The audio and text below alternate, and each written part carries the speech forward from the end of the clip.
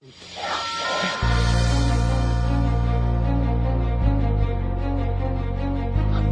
out, man. You can't handle the truth. You can't handle the truth. What do all men power want?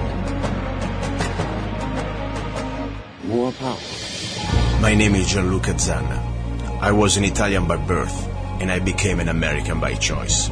Our lives and freedoms are in danger. This is not a dream. If you're listening to this broadcasting, you are the resistance. All systems go. Welcome to Love, Guns, and Freedom.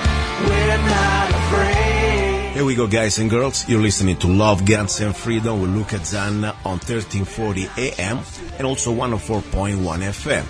Today is a very, probably, I don't want to say important show because every show is important. But today is a historical show because I've been on the air for more than, let's say, almost 4.5 years.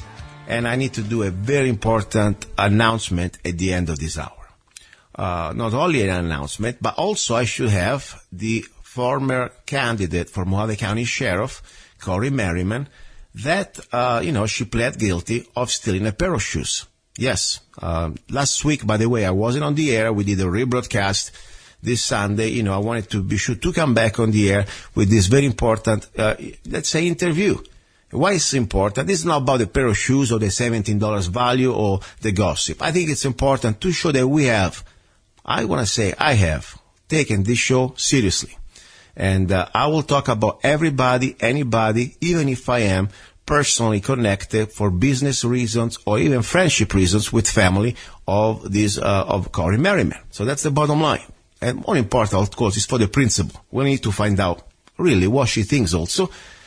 If, she pleaded guilty of stealing shoes. Let's see exactly what she has to say. So please stay. Don't go away. This is the first hour. Now, don't forget also about the announcement. But more important now, my first guest, this first hour. As you know, I already had him on the show at least a couple of times. He is very controversial. And what I like about this man, it is not the fact that I may agree or not with his beliefs. No. Sometimes I may have different beliefs. But I really like the fact, first of all, before even to be, let's say, a pastor, is a man who believes in freedom.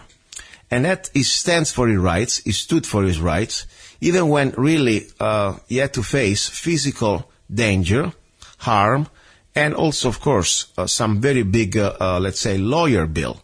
And he still stood, and he won. I respect that. That's, I think, is before even the religious aspect. But what comes down to the religious, as I say, I may not even agree with him, but doesn't matter. The point that this man, he stays firm and fearless, supporting his belief. He doesn't, change his mind just because somebody tell him that he doesn't like what they say. And I like that. That's really what I really believe we need more. People really believes in what they're saying and they're doing it. And we don't need to agree. Doesn't matter. But they're supposed to have the type of, in my opinion, energy and fire inside. And that's what we need. Number one. Number two, we need freedom of speech. That's why this is also called the hour of freedom. Okay, so we will talk about very controversial things. I know many people, especially on the evangelical, let's say conservative, pro-Israel, may not like it. I don't care. This is not about Israel. This is about freedom of speech and, of course, other opinions. Now, let me bring him on the show. His name is Pastor Stephen Anderson. He has an incredible church somewhere down in Phoenix, and now I'll find out even more. I know because I also taught to him and some of his followers, CCW class, and I had a great class. I really enjoyed it. It was a great crowd. Pastor Anderson, are you there? Yes, sir. Thanks for having me on. Thank you. And by the way, I really enjoy your flocks, and we had a great time with the CCW class. You remember the day we came at the place? Oh, yeah, I appreciate it. You did a great job with the class. It was very entertaining. It was great. Yeah, and on top, I hope at least to, start the journey to the path of self-defense and defending also innocence, because you are in a church, is a place anyway that is being targeted lately by you read the news. I mean, it seems like every church can be a potential target now more than ever.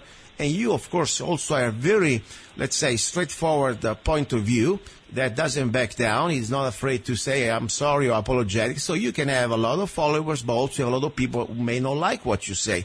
And there is also the crazy person that may think that just because they don't like what you say, they may use violence. So I think it's a good proactive step to at least have your flock, your how you want to say when people go to church? I don't know because I don't go to church. Followers, flock, church members. Yeah, church members. At least take a responsibility to start to learn how to defend themselves. So I was really happy and I had a great time myself. I really enjoyed the day. It was great. All right, listen. Today I would like to talk about, first of all, anything you want. You always can say whatever you want on the show. I always welcome you. And then also I would like to speak about something that I know you have a lot of, let's say, study and research. Because, I went sometimes, a couple times to follow a couple of Baptist church Bible classes just because I like to learn everything. I went to Buddhist classes, Bible classes. I do every class. And when I went to these Bible classes, one thing that I was really turned off by the local pastor was the fact that, every time Israel was mentioned, we're supposed to all kneel down pretty much and start to open our checkbook. And I was freaking out. I said, what are you talking about? And they mentioned scriptures that, Israel is the chosen people, and we Christians, we're supposed to support Israel no matter what. And, of course, is our big ally, and, we must give them tax dollars and shut up. The same people that they criticize socialism, they are pretty much welcoming global socialism that we're supposed to donate our tax dollar, not donate, is extorted to a country, in this case Israel, billions of dollars. And I found that disgusting because I don't care if it's called Israel, Palestine, Japan. I think our tax dollar should stay home. And if they want to rack the credit card, they can go to China and rack the credit card. That's the bottom line. So anyway, I want you on, and now I'll give you the floor, especially to talk about this documentary, March to Zion, that I think has a very important, let's say, controversial information that normally doesn't really settle well with the evangelical pro-Israel Christian group. So, go ahead. What do you think about, is it true that we're supposed to worship Israel as Americans or any nation just because the Bible says that they're the chosen one? Go ahead. Yeah, absolutely. That is not true. It's completely false, and nothing could be further from what the Bible teaches. First of all, let me just say that I agree with everything that you just said in regard to your view on Israel and the fact that our tax dollars should not be going to any country, let alone to Israel, least of all to Israel, in my opinion. Now, the reason why people get mixed up on this is because there's been an agenda that's gone on for years and years where all the TV preachers, the Bible colleges, all of the Christian publishing companies, and the study Bibles and commentaries have really pushed this pro-Israel Zionist doctrine hard for over 100 years now. It goes back especially to something called the Schofield Reference Bible that was pretty popular about 100 years ago. And it just got into all the Baptist colleges and churches and gave them this idea that we need to support Israel and they're God's chosen people and so forth, even though that hasn't really been the traditional Christian view because it's not what the Bible says. What the Bible actually says is that the Jews killed Jesus, they rejected Jesus Christ, and here's what Jesus said to them: the kingdom of God shall be taken from you and given to a nation bringing forth the fruits thereof. So Jesus told them that because of their wickedness and because they rejected him as the Son of God, that the kingdom of God would be taken from them and given to a nation bringing forth the fruits thereof. And then the New Testament explains that that new nation, it's not a specific physical nation, like it's not Germany or the United States or Saudi Arabia, that the new nation is a spiritual nation that's made up of all believers in Christ. So the Bible says that if you're in Christ, then there is neither Jew nor Gentile. There is neither bond nor free. He says you're all one in Christ Jesus. And if you be Christ, then are you Abraham's seed and heirs according to the promises. So the Bible says that if we are in Jesus Christ, then we're the chosen people. We're the children of Abraham. So Zionists will quote verses where God blessed Abraham. And God told Abraham specifically, I will bless them that bless thee, and curse him that curseth thee, and in thee shall all nations of the earth be blessed. So God said that specifically to Abraham, but Christian Zionists will just apply that to the nation of Israel instead of applying it to Abraham. Interesting. But according to the New Testament, it's Christians who inherit the promises made to Abraham. I see. Because the Bible says that the promises were made to Abraham and to his seed, Jesus Christ. But Christian Zionism teaches that Jesus Christ is not the seed of Abraham, but that rather the physical nation of Israel is the seed of Abraham, so they get all the blessings and they get all the promises. I see. Interesting, because I completely, I'm not an expert, of course, as you are. I try to read everything, but these details, honestly, I really interested in, because I want to read even more, because it makes sense what you're saying. And I know very well that you go by the word. You don't just, let's say, make your own version. You go strictly by the Bible word. And by the way, remind me if I'm wrong, you are one of the people that I heard at least, you memorize most of the Bible. Am I right? I mean, is it something, or maybe the New Testament? I memorized more than half of the New Testament. New Testament, so, that's what I meant. The New Testament. Yeah, the New Testament is only about 1/4 to 1/5 of the Bible. I know, but it's a lot. So as far as the whole Bible, I only memorized about 10 or 12% of it, but it's a super long book, so I see. No, it's a lot. Anyway, you really be studying this seriously, in a serious way, not just somebody open the book once in a while and reading it. Like I see many of these, I never watch TV, but when I used to watch TV, I see the phony ones, at least that they think they are pastors. And, they may know some scripture, but at the end of the day, it's like reading a teleprompter. Honestly, that's the way I look at that. Right. Instead you really try to study every meaning, regardless, as I said, I really like what you do, even if I may not have the same belief, but it's great. I really do. Listen, now, I have a question for you. For many of us may know what means Zionism.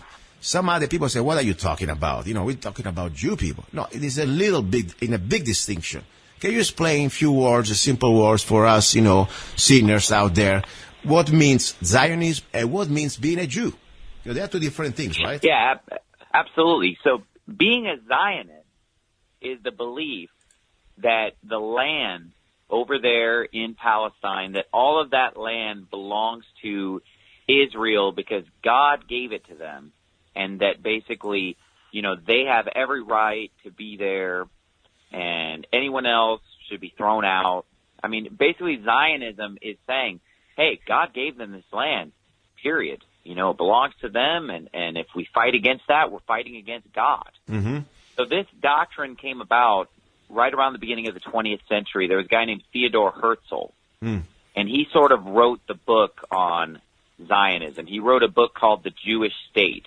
Yes, and this was kind of the Bible of Zionism. And he explained that, Jews have been persecuted for hundreds and hundreds of years in all these different countries, and the only way that they're going to ever have peace and prosperity is if they get their own land, their own Jewish state.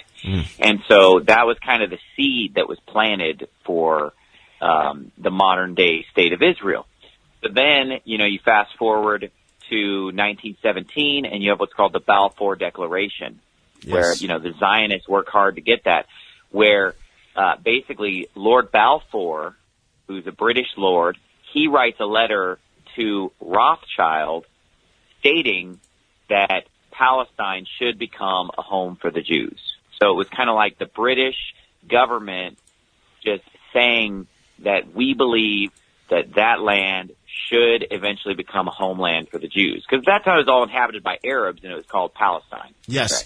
Right? And by the way, all the things you're saying, this I say because I always try to be sure that we got facts out, not just opinion. Of course, you're entitled to your opinion, but these are all historical facts that can be researched and documented. Am I right? Because I know that I've been saying a little bit the same things. I mean, all these are real facts, historical things, not just your... Absolutely. And none of what I'm saying right now is any kind of a wild theory or anything like that. Anybody can just Google, Theodor Herzl, Balfour Declaration. They can Google the definition of Zionism, and all of this stuff is accepted. Yes. as fact. It's just historical fact that basically, the Jews started to heavily move into what we know as Israel or Palestine after the Balfour Declaration in 1917. But it wasn't until World War II that you have just this mass of Jews moving to Palestine because of the fact that, in the early 20th century, when the Zionists were trying to get all the Jews to move back to the Promised Land, they weren't interested because think about it. There are a lot of Jews in America right now. In fact, there are just as many Jews in the United States right now as there are in Israel. Okay. So why aren't they all going home to their Promised Land? Well, because they're wealthy and comfortable in the United States. Why would they leave if things are going great for them in the United States and they have money and safety and security? They might as well just stay here. Okay. Well, that's how the Jews in Europe felt before World War II. They laughed at these Zionists. Why would we want to go to the Middle East? Yeah. We're happy here. We got money. We're doing great. Well, once Hitler started to really tighten things up on the Jews and persecute them and make things hard for them, then now all of a sudden there's a big motive for them to get to Israel because there's nothing for them in Europe. Yes. And that's why what's interesting, what a lot of people don't realize is that, before World War II broke out, the Nazis and the Zionists actually worked together because they both had the same goal. Yes. And there are even commemorative coins that have a so-called Star of David on one side and a swastika on the other side. Wow. Because the goal of Hitler was to get the Jews out of Germany. And the goal of the Zionists was to get the Jews out of Europe, get them to the Palestine, get them to the Promised Land, right? Wow. So they both had the same goal. Obviously, the Zionists were pro-Jew, and Hitler and the Nazis are anti-Jew, but at the end of the day, they have the same goal. Yeah. Hitler wants the Jews gone, the Zionists want the Jews out of Europe, so they actually worked together before World War II started. Most people don't realize that. Wow, interesting. I know also that, for example, George Soros, I didn't verify this source, but I've been reading everywhere, seems like, that he's a Jew, right? Is it Zionist or is it Jew? What do you think, first of all? George Soros. Well, I'm pretty unfamiliar with George Soros. Okay, so you're not familiar. Anyway, I was looking at different news. It seems like also he was a collaborator with the Nazi during the Hitler time. But that's another story. Now, my point is, you have also another, I don't want to say theory, because you back it up also by facts, or at least you have a very well documented historical facts out there. And people want to call it theory, that's fine, because also it's your theory. And I want to be sure now what I'm talking now for our American listeners. This topic that we're going to touch right now, if I was talking about this in Europe, Germany, for example, even in Italy, I would be probably prosecuted. The best thing could happen to me would be a lawsuit. But more important would be criminal charges. Just because I have, the audacity to bring this topic and this question. We're supposed to be able to free to question everything you want. Of course, always you don't want to harm others. But bottom line, in Europe, this topic right now that I'm going to touch with Pastor Anderson would be enough to have criminal charges against us. And I say me too, because I suppose never as a broadcaster to even talk about it. That's why I want you really open your ears and understand that this is very important. We keep doing this. And I say, I'm sorry for our listeners in Europe, but I wish you could do the same. And I hope at least you can enjoy this conversation, because normally it's not going to happen in Germany. Let's put it this way. Let's go straight to the point. If you deny the Holocaust, or even if you deny that the way history or the winners of history, they've been portrayed in it, okay, to us, the numbers, okay? You have another opinion. You have a different idea. In Germany, for example, there was a 91-year-old lady or something like that. And supposedly she was a Nazi, one of these enforcers for Hitler or whatever. She denied that the Holocaust happened, or at least happened the way it was said. And guess what? A 91 or whatever-year-old, now she's spending time in jail. Are you familiar with that case? It's a very recent, like a few weeks ago. I heard about it, yeah. Yeah, so the point is, correct me if I'm wrong, because I read that we had a conversation also briefly, but do you think really that history the way he's presenting us this Holocaust, it's real, the name, the numbers, or there is maybe some plan there going back, connecting to the Zionist agenda to create the state of Israel, these to somehow cook the numbers. That's what I'm saying. And I'm not saying things didn't happen, but like happened for the Jews, happened also for the communists, also for the Gypsy, happened also for the Italians, people that they didn't want to somehow submit to Hitler. But tell me, what is your opinion? What is your theory? Well, the first thing that people need to realize is that World War II was one of the worst bloodbaths in the history of mankind, and that about 50 to 70 million people died in World War II. Most of the people who died were Russians, Germans, French, British, Americans. I mean, everybody was dying. It was a huge world war, and so, when we say that the Holocaust didn't happen, obviously we're not denying that there was a horrific war, and we're not denying that millions of people were murdered, and of all different nationalities. But, when we talk about denying the Holocaust, what we're basically denying is the official version of the story that states that approximately 6 million Jews were systematically murdered and then their bodies were cremated. Mm-hmm. Okay? That's what we're denying. So anybody in Europe who even questions that number, 6 million, and says that it's an exaggeration will be prosecuted. And there are numerous examples of people who are actually sent to prison.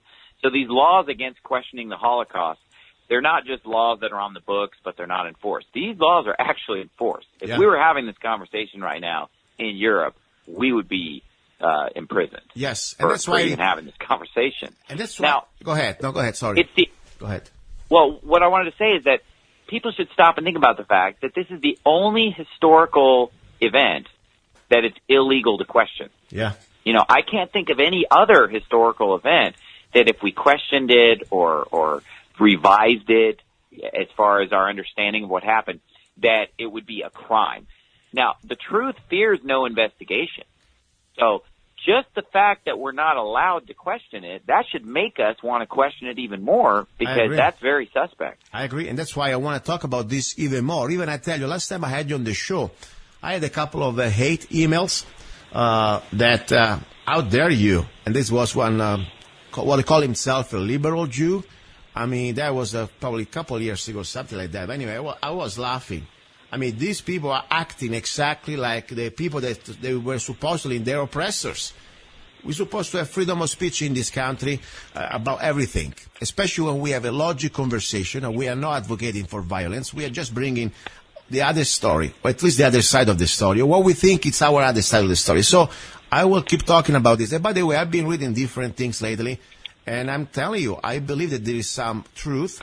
There is a lot of things that we've been... Remember, history is always written by the winners. Am I right or wrong? I mean, this is a fact. So the numbers that they say, they always can be somehow be created to also create an agenda. And I believe that, yes, the plan of World War II was to get this big war that somehow was supposed to create almost this new global government. And one of the other plans, I really believe, was also the creation of the State of Israel. So I believe that there is some truth about the fact that we cannot even talk about this, and the numbers, they've been, in my opinion, manipulated. I'm not saying that didn't happen, but I think there is probably differences in numbers since what they told us. And hey, let's not forget many other people died. But why they don't get all something out of this and just the chosen one? That's something I believe that's supposed to be also talk about it. Anyway, seriously, now what do you think about President Trump opening his mouth and say, hey, I recognize Jerusalem as the capital of Israel. Is this our business as America, as country that we're supposed to put America first, to somehow meddling in other people's business? My humble opinion, and I'll give you the floor, I always go back to our founding fathers, George Washington last speech, farewell speech, bottom line, mind your business, trade with everybody, but don't start to get in these strange allegiances with people. It is not our business. This is my humble opinion. What do you think? Was it right, President Trump, to start to open his mouth and make it very strong? It is not just his opinion, this is also that's creating like international new politics, they could create also a different type of conflicts. What do you think? Yeah, I agree with you 100%. It's none of our business. We need to mind our own business, and what goes on the other side of the world is their problem. But it's like you said, World War II's agenda was to give us the United Nations, which is sort of an embryonic world government. The purpose of World War I was to give us the League of Nations, but that didn't work out. Yeah. The United Nations is stronger than the League of Nations. Yeah. Well, eventually there's going to be a World War III, and the product of that is going to be sort of the final world government. League of Nations, United Nations, we're building up to what's going to come after World War III, which is going to be a full-blown global government. That's the agenda. Yes. And this whole thing of Israel being established as a nation in 1948, and then the capital moving to Jerusalem 70 years later, it's all part of a plan. It seems so spontaneous, that Trump just pulls this out. Mm-hmm. But it's all part of a sinister agenda, and it's prophesied in the Bible. And what's so funny about that is that Christians, they get excited about it, but they don't even realize that they're actually cheering on the Antichrist and the forces of darkness. Exactly. And they say, it's the fulfillment of Bible prophecy. And it is the fulfillment of Bible prophecy for the forces of evil, though. Yeah. And so, plus, I heard a Christian preacher this week that said, well, Trump declared Jerusalem as Israel's capital, but, he's just stating the obvious. Israel has always had Jerusalem as its capital. God already told us that in the Bible. But what's funny is that he never quoted any Bible verse to tell us that Jerusalem is supposed to be the capital of Israel and that it's always been. Because if you actually read the Bible, you'll find that the capital of Israel was in a place called Tirzah after it was in Jerusalem, and then later the capital of Israel was in a place called Samaria. Wow. So, Christian preachers, they're not studying their Bible. They don't know what they're talking about. A lot of times they just get up and they just blow off their mouth about, Jerusalem and Israel. And they're getting their doctrine from Fox News instead of from the Bible. It's like a Fox News Christianity. You're right. And when it comes from, oh my God. It's true. It is true. I want to tell you, I really like, if I had to go to church, you will be my church. I must tell you this. Okay? You are, my opinion, one of the most, first of all, I like the fact that you really study things and you bring facts and names and, you don't just make up numbers or names. But also, I don't know, the way you said, many people would be afraid even to speak up the way you do. And you never been a moment apologetic. And I like that of you, always. I remember also when you were saying, praying for, Obama's, having a bad day. I think it was great because that was good. You believe exactly that, and and by the way, you also mentioned the scriptures. Okay, you weren't even just making it up. So anyway, right. Listen, at this point, I'm concerned because it seems like almost they are pushing this Armageddon. I'm not an expert, but I understand that when Jerusalem becomes capital of Israel, we get closer to the end of the world. Am I right or wrong? You're right, because of the fact that eventually there's going to be a major conflict. There's going to be major warfare, probably between the Islamic world and the Zionist West. But there's going to be some kind of a conflict. It's going to be a bloodbath. It's going to be worse than World War II. Yeah. And then it's going to end up with a guy called the Antichrist ruling from Jerusalem, a global government. Wow. So that's what the Bible says is going to happen, and we can see it all coming into place. And let me say this, just back on the Holocaust subject. Yeah. A lot of people will try to twist what we're saying here, like we're pro-Hitler or something. I think Hitler was a horrible person, by the way. And I believe that the Nazis had a bad ideology, and I don't believe in any of their teachings about race or about eugenics or Darwinianism. I don't believe in their form of government. I don't believe in socialism, and Nazi stands for National Socialism. Yes. We're not saying that the Nazis were good. What we're saying is that the story of exactly what happened to the Jews was exaggerated for the express purpose of justifying going in and kicking out the Palestinians, creating atrocities and genocide in Palestine. Because if anybody questions anything that the nation of Israel does in the Middle East, then it's just a great way to shut down the argument by saying, well, don't you remember the Holocaust? Yeah. Never again. Yeah, no, you're right. You know? And I want to be sure, too. I mean, first of all, I want to thank the owner of the station, that, by the way, is a Jew man. And he put always freedom of speech first. Because I know many other people, forget about the religion, they would probably shut down this show right now. Okay? So far, so good. And I thank you, Mr. Steve Rubin. I really do, because this is an amazing format. It's an amazing KTOX. It's an amazing station. I don't know any other commercial station in the area would dare to even let a guest talk about these things. So freedom of speech is still alive in America, because I believe places like KTOX. And of course, my radio show, Love, Guns, and Freedom.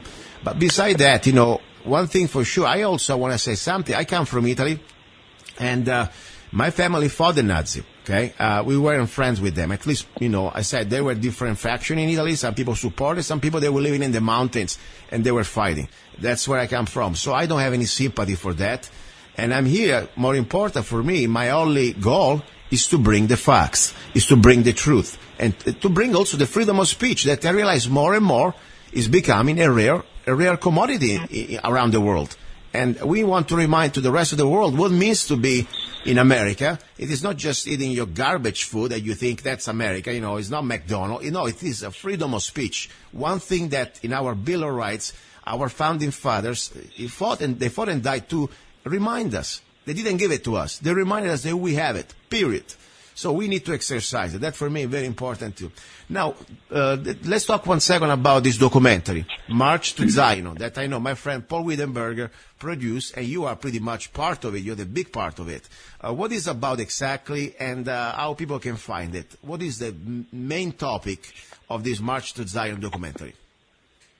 Well, Marching to Zion, the main topic is that the Jews are not God's chosen people. They lost that distinction when Jesus Christ came and they rejected him, and we prove from the Bible up one side and down the other that they are not God's chosen people.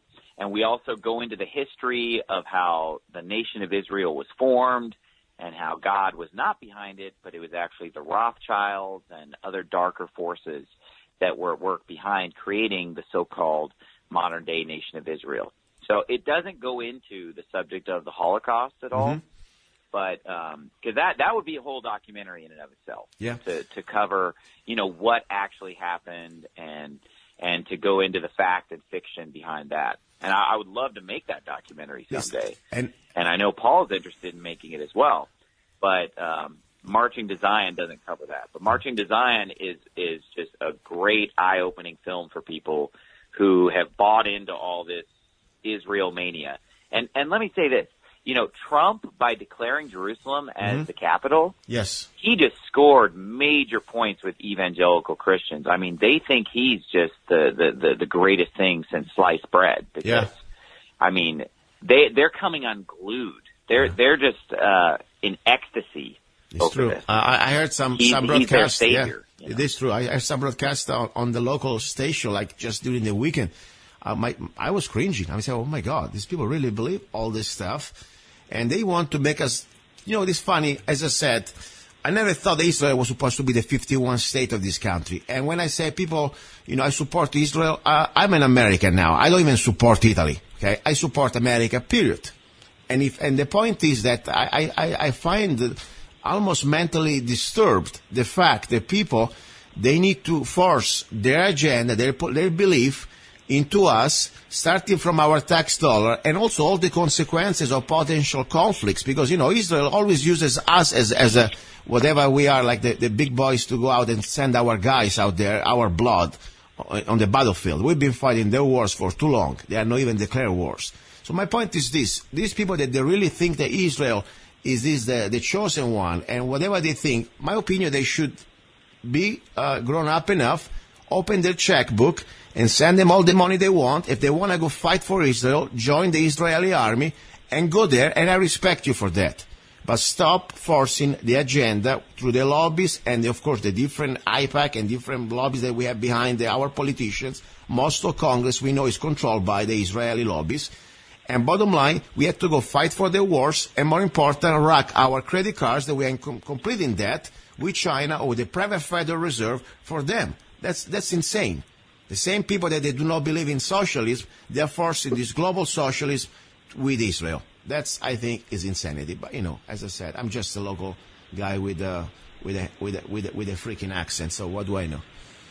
Okay, listen, Pastor Anders. So if I still have a show after this episode, after this show, I'd like to have you back probably. We will talk about other things. But I know that you have also your dose of, let's say, hate mails or people that don't like what you say and they want you to shut up.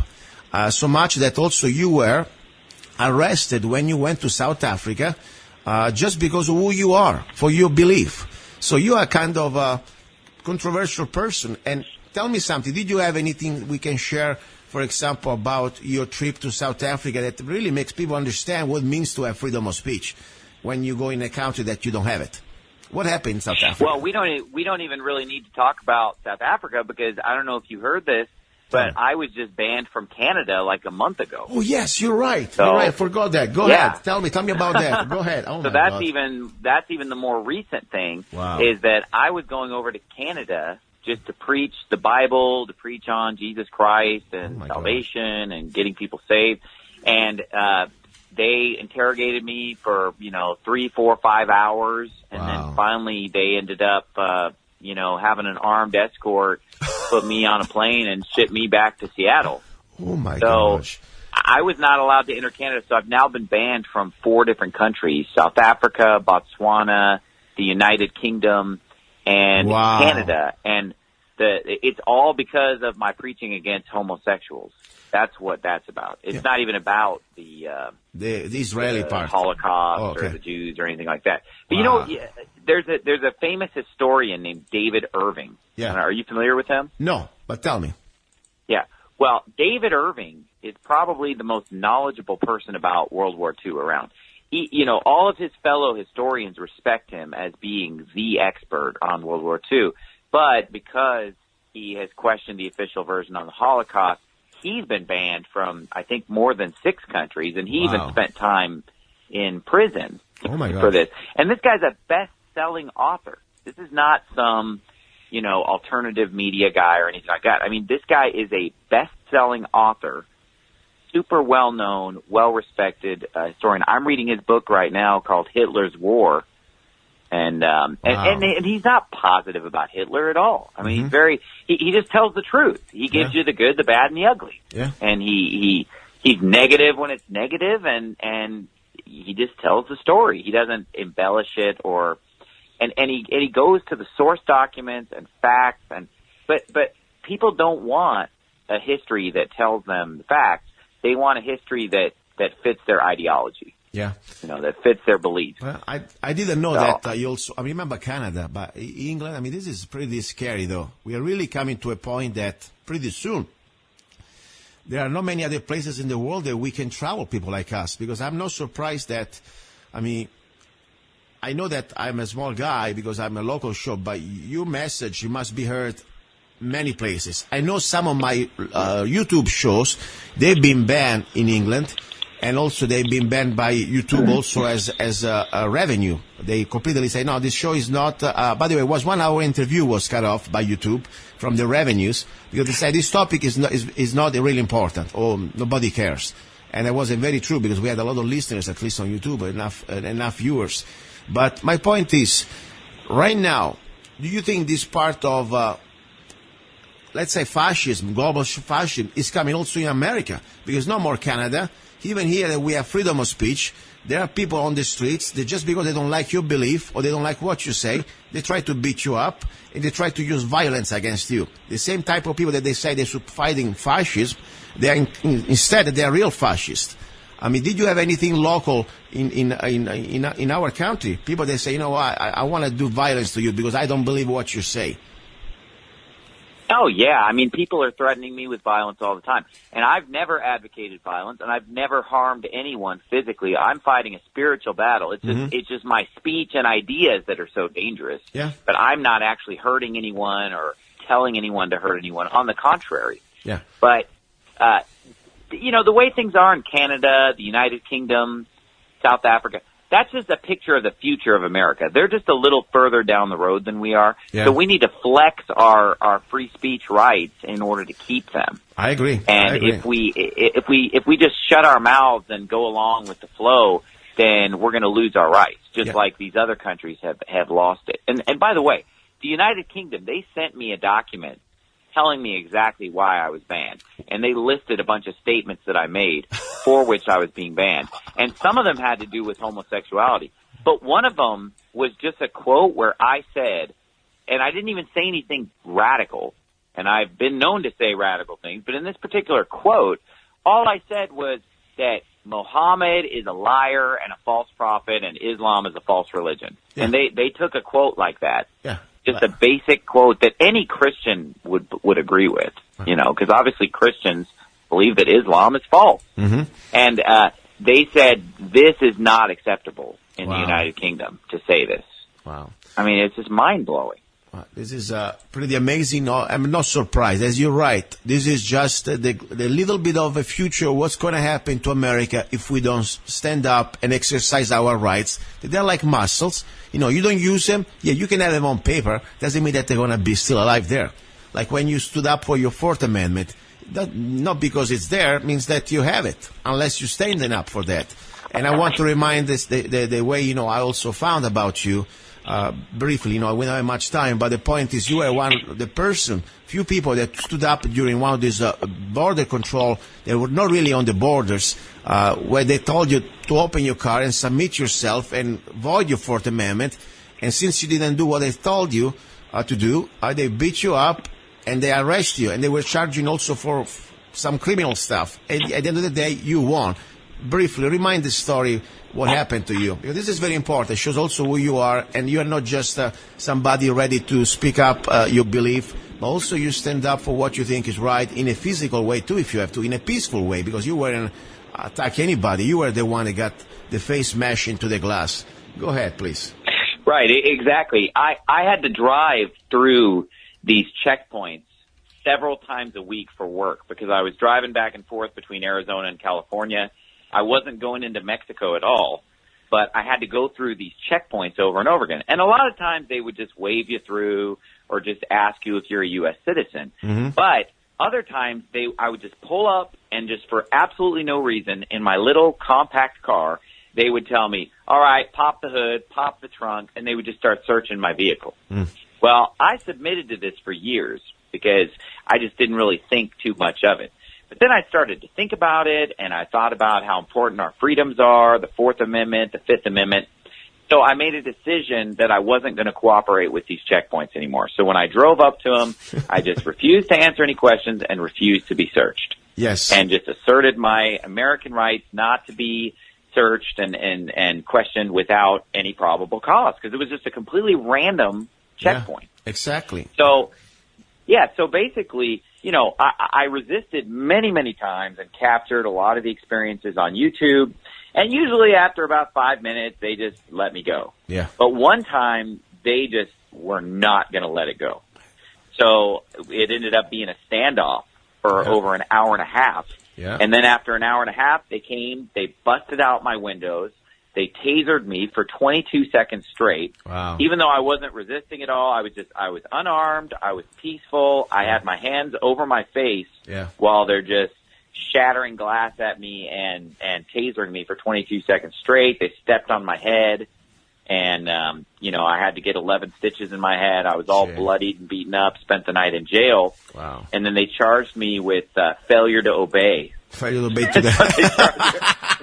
It was literally failure to obey an officer's order to the operating and directing a motor vehicle. And I went to court and I fought it. It was just a misdemeanor, but I was declared not guilty by a jury. Wow. That was pretty cool. I remember that. And, you know, also I remember that, you know, you had to put money out, and the point is they wanted to give you a good deal just to get you out and make the point, but you stood up till the end. And that's what I like about you. You know, that was a real, even dangerous thing. I mean, that wasn't just something like it was a scary situation. I invite people to watch this on video, okay?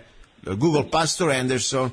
I don't know exactly what that keywords, you know, head smash. Well, if they can just type in failure to obey. There's a documentary called Failure to Obey. Oh, wow. that tells the whole story. I like shows that. the actual footage. Yeah. Failure to obey to your gods. Government. Perfect. All right. I like that. Listen, Pastor, you're really the greatest. I enjoy you so much. I hope this is not going to be my last show after this interview because you never know what happens. But you know what? I enjoy. No matter what, I have no regrets. As I said, we need to keep talking about these things.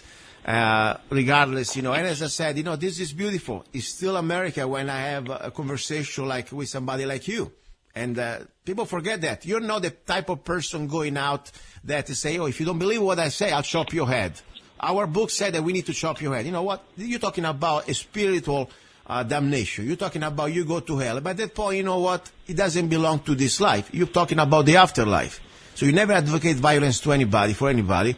And that's the bottom line. So I want to be sure people understand there's a very big difference between what you say about homosexuals and what a Muslim, I want to specify it, say about homosexual, because they don't just say it. They get the rocks and they start to stone people. Correct me if I'm wrong. You don't want to stone any homosexual people out there, right? Well, here's the thing. The Bible says that we wrestle not against flesh and blood. Okay. We're fighting a spiritual battle, not a physical battle. Yes. Now, look, I do believe that homosexuality should be against the law, and that. But here's the thing: it's not against the law. So therefore, I believe in following the law of the land, and I'm not, advocating any violence or vigilantism. And I've never harmed anyone, and I don't advocate harming anyone. But I have a question obviously, for you. I do believe in I have a capital question for you. punishment and the death penalty and stuff like that. No, that's fine. But my question is this. If we have freedom of, God give us freedom, okay? But otherwise, everybody would go to heaven. We got to choose. Is that right? I mean, you believe that we have this, right. We are here to have some sort of a deciding what we want to do. So, Absolutely. The point is, if we do not harm anybody, let's say, you have a person, I don't know, a lesbian, and she likes to go with women, okay? Mm-hmm. She's not harming, she's not violent to anybody, she's a gay guy, is gay with another guy, they're over 18, and they are consents, okay? Why we should use our belief to impose them, our belief, for example, with the law? There would be, at that point, also a violation of their freedom that the same God gave us to decide if we want to go to heaven or to hell. I mean, that's my point. If it's not somebody harming anybody else, I know that you have a pretty similar position when it comes down, for example, to the decriminalization of marijuana. Correct me if I'm wrong. Last time I talked. After all, It's our body. I'm not harming anybody. Why should I go to jail? Same story with two gay people. That's my opposition. They want to have fun or they want to love each other, whatever. Maybe against your belief doesn't mean that we should legislate our morality or with our morality. Let God sort them out. Am I right or wrong? I know probably you don't agree with me on this one. Well, here's the thing. What you're saying does make logical sense in theory, except for one thing. Mm-hmm. And that is the fact that homosexuals are pedophiles. And so that's where it starts affecting other people. And so you have to understand that, part and parcel of the homosexual lifestyle is pedophilia and always has been. You could go back to Plato and the Greeks and the Romans all the way up through modern day. That's what they're all about. They're not reproducers, they're recruiters. And so, if the Hollywood view of homos were real and that they really were just two guys who just want to live together and whatever, then I would see your point, even though it's not biblical.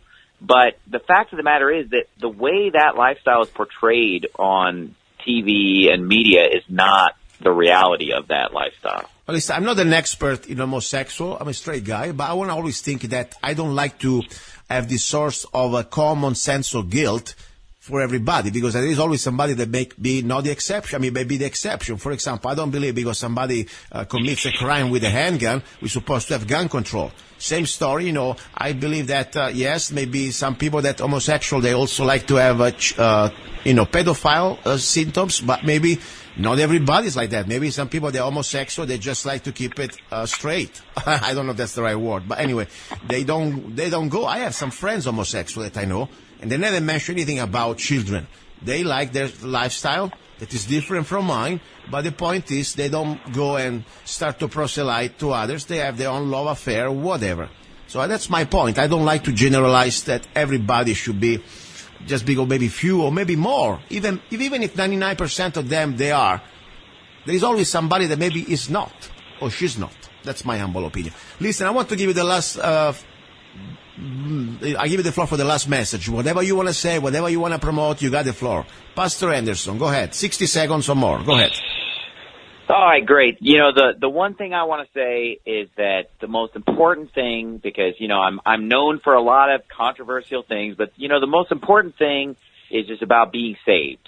And the Bible says, for God so loved the world that he gave his only begotten Son, that whosoever believeth in him should not perish, but have everlasting life. So the most important message is not for this life, it's for the afterlife, that if people believe on Jesus Christ, they'll have everlasting life. And we're not saved based on how good we are, because we're all sinners.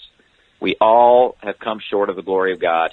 But that if we believe on Jesus, he'll forgive all that and save us. That's the most important thing. Very good. How can people reach you for some hate mail or whatever, love message? Give me whatever website you have. I'm going to show people. Yeah, faithfulwordbaptist.org. Perfect. So they can just Google Faithful Word Baptist Church or just faithfulwordbaptist.org. Or my YouTube channel is S. Anderson 1611. Very good. Listen, I really appreciate you. As usually, this is really represent the spirit of love, guns, and freedom, complete freedom of speech, and I think it's great. And by the way, as I said, I respect you a lot. You are a fearless man, and you back up everything you say, at least with facts, and not just, I mean, it would be enough if you have your opinion, but I really like what you do. Pastor Anderson, I hope to see you soon. Maybe another, I don't know, maybe at the range we should go next time. What do you think? Yep, sounds good, man. See you there. Very good. Thank you. All right, please don't go away, Pastor. Give me 60 seconds. I'll close up. All right, guys. So listen, this is the Love, Guns, and Freedom. The first hour was kind of pretty much that was the topic. And if somebody get offended, I'm sorry. Nothing I can do. If somebody doesn't like what I have to say, you know what? I welcome you. Seriously. If you have differences of opinion from Pastor Anderson, I welcome you. As I said, this is nothing me, even that is my opinion. It means that we have freedom of speech on the show. That's the bottom line. Now, ready for hour number 2, I have a great guest, part of my past, a guy who started me up in my journey for the Second Amendment. And then, of course, in hour number 3, great revelation about the show. And also, more important, I should have cori-merryman, very important interview about exactly what happened, according to her. For the situation of the stolen shoes. All right. Now, don't forget, if you want to support the show, you can go to www.zanna.us, ZANNA.us. That's how we support freedom of speech. You can get one of my Zanna coffee or download any of my songs. Go to Amazon, find my erotic poems book. Oh my gosh. And much more. All right. Don't go away. Ready for hour number 2. Ciao. Hey, you. Yes, I'm talking to you. You deserve a break. Enjoy a moment of indulgence. It's time for Zanna Coffee. Guilt-free pleasure. Zanna Coffee is the organic coffee to amplify your senses and enhance love for life, liberty, and the pursuit of happiness. Only the best organic and GMO-free coffee beans from around the world that I selected. Zanna Coffee brings you happiness in every cup. Fair trade certified. Sustainable organic coffee. That means we do not use slaves. Free Zanna songs with every coffee bag. Find Zanna Coffee at www.zannacoffee.com. www.zannacoffee.com. Get your coffee bag now. Don't be cheap. Life is too short and you deserve the best. Zanna Coffee. He's a songwriter, a poet, a rifleman, I'm not afraid. and a constitutional activist. I'm not afraid. Italian by birth, I'm not afraid. American by choice. Luca-Zanna I'm not afraid. and his new CD, Love, Guns, and Freedom. 16 powerful songs on one CD from the heart of a patriot.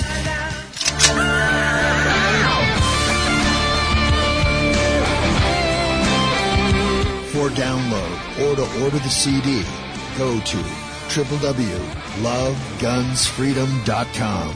That's www.lovegunsfreedom.com. Lyrics for your mind, music for your heart. Luca-Zanna's new CD, Love, Guns, and Freedom.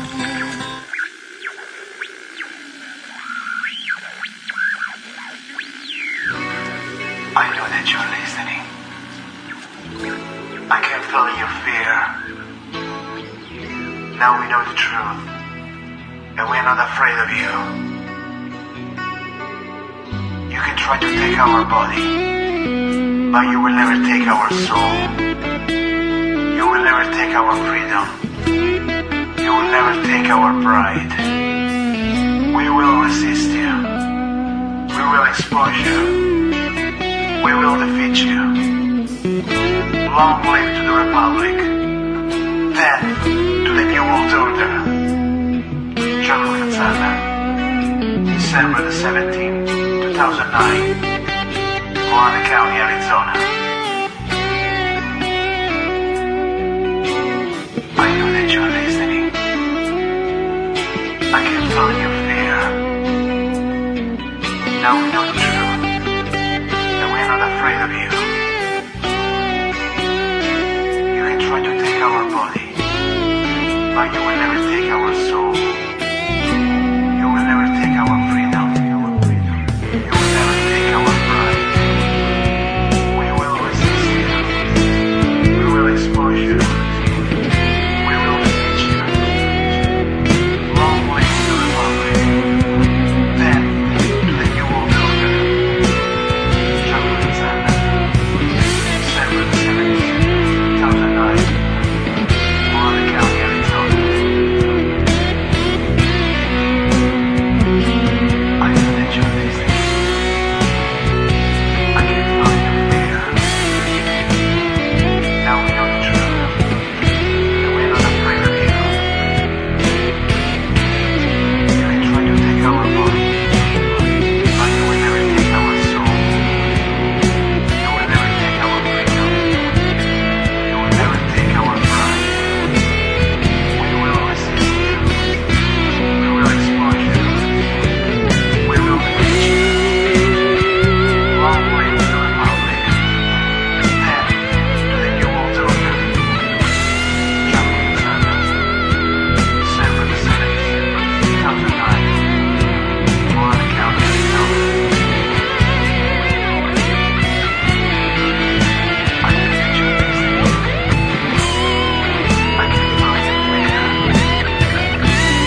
Now we know the truth, and we're not afraid of you. You can try to take our body, but you will never take our soul.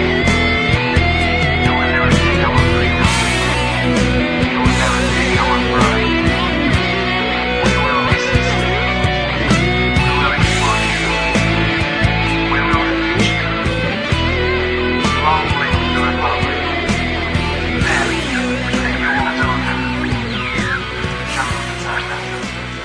December the 17th, 2009. Moana County, Arizona. It is time. Get your Arizona Concealed Carry Permit now with Arizona Concealed Carry Permit by Zanna Enterprises, LLC. Become a more responsible and educated gun owner. Carry legally concealed in 35 states. Carry permitted in restaurants where alcohol is served. Learn where and how you can legally carry a firearm in Arizona. Learn where you can use deadly force. Where can you display your gun or not for self-defense? Learn how to deal with law enforcement while carrying a firearm. Learn how to be aware of your surroundings and how to avoid a confrontation. Buy your gun without waiting for a background check. Get your Arizona Concealed Carry Permit now. Go to www.azccw.us. Go to www.azccw.us. Free for single mothers and people with disabilities. Here we go, guys and girls. You're listening to Love, Guns, and Freedom with Luca-Zanna on KTOX 1340 AM and also 104.1 FM. Well. You know, I always said one of the reasons why I was on the show, has been on the show the last 4 years, because I believe if I can try to at least, I don't know, put a seed into somebody else and I don't want to use the word educate, because I'm the first one I need to be educated here, okay? I'm trying to learn every day. But at the same time, let's put it in this way. I really believe that every one of us can influence in a positive way somebody else. And when it comes down to knowledge, when it comes down to, of course, knowing our rights, and also in this case, we're talking about the Second Amendment, guns in general. It's a big word, it could be starting with your first gun or reloading ammunition. It's an heritage. It is not just something, okay, I'm going to read it from the books. Yes, I'm sure books now, we have a lot of great tools, videos, internet, it's beautiful. But there's always somebody out there that somehow started you up. I remember when I was still in California, before I came to Arizona, and exactly it's about 11 years ago now to the date, that really say, you know what, I'm out of there. And somehow I was able to get out, and I moved here. But meanwhile, even in California, that is not exactly a friendly place for gun rights, I had the opportunity. And that was exactly at the time when I became a citizen in 2005, to finally, as a naturalized citizen, to exercise my Second Amendment completely, in every way. Of course, California, you cannot do that in complete way, but at least I started to get, learning and going to the range, join my first gun range. And of course, then I started to meet interesting people. One of the people that I met, that I'm so happy that just a few days ago, after 11 years since I left California, I was able to find again on Facebook, is my friend James. James from exactly Victorville. I used to live next to him. I was in Apple Valley, pretty much next door.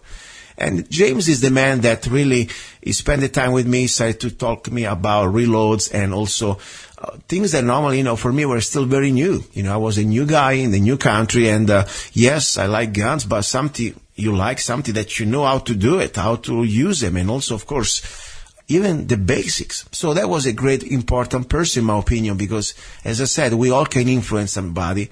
And James put a seed into me, at least, I don't want to go into much description. It's nothing like that. It's not, don't get me wrong. But anyway, he was the man that really helped me out to find my way to the person that at least I try to be here today. I talk about guns, and I also make guns and also teach about guns. Is that funny?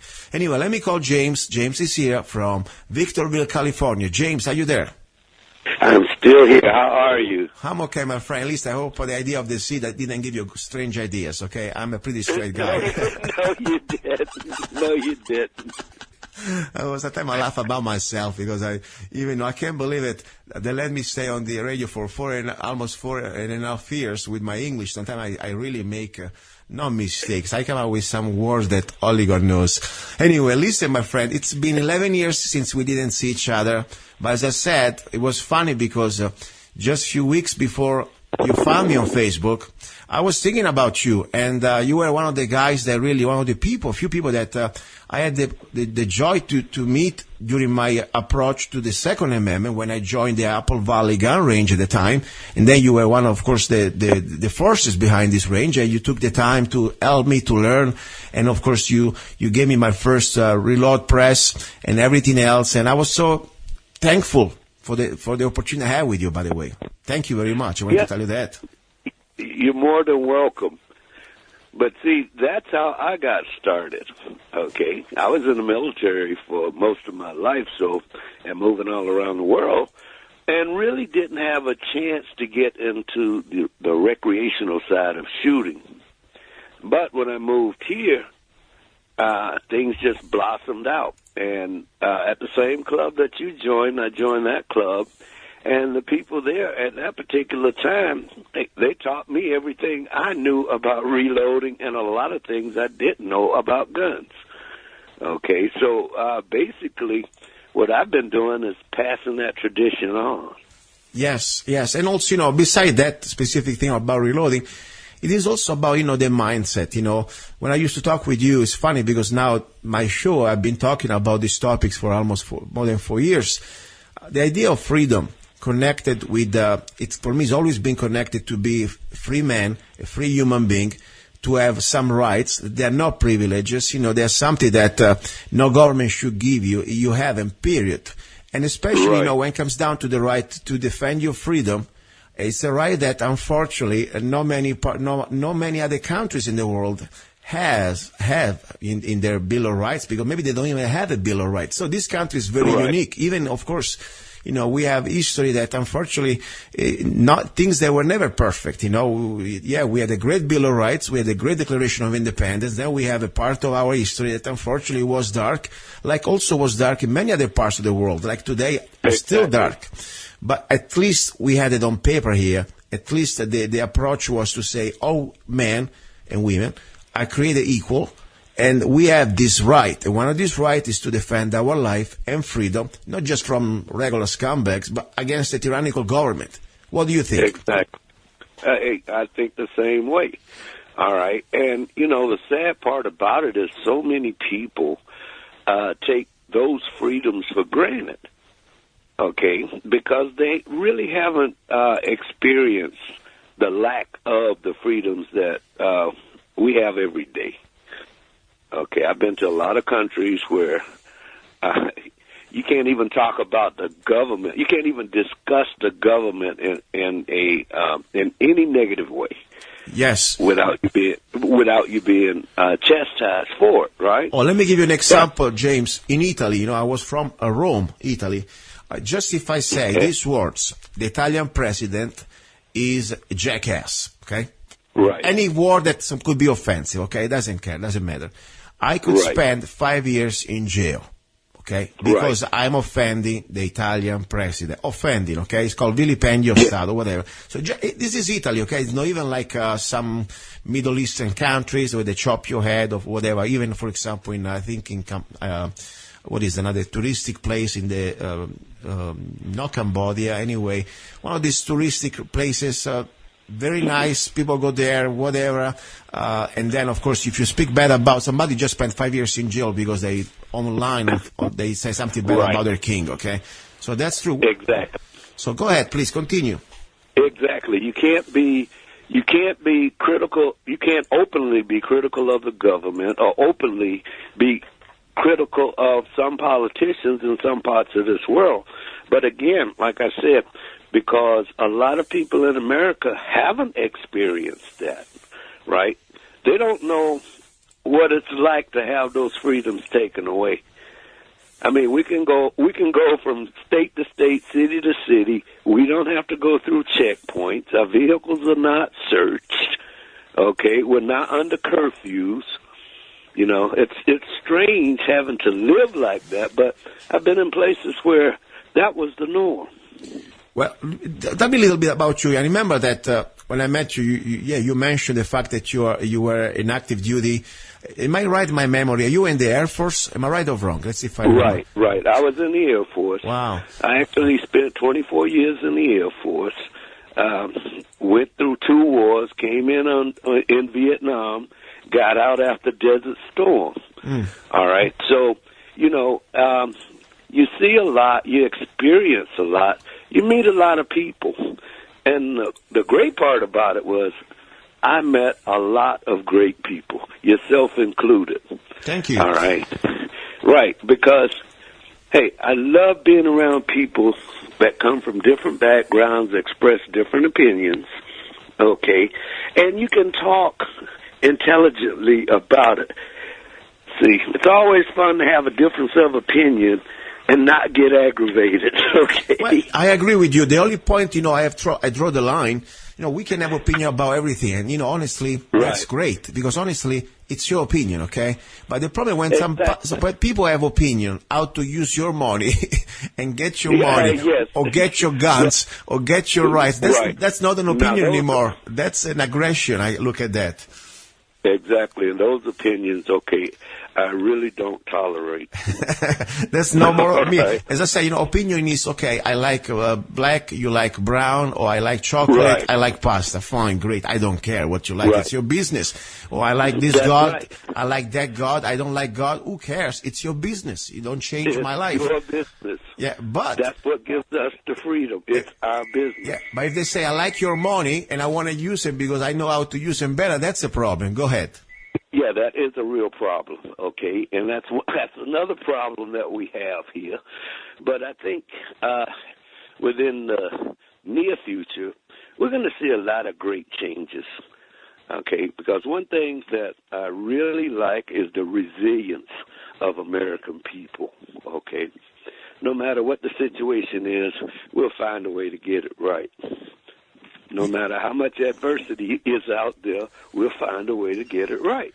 Oh, yes, so far it's being like that. I'm a little concerned that the last, at least, generation is being, by design, manipulated and brainwashed to a level that I hope we still have that DNA coming out, because there's so many things now that really you see.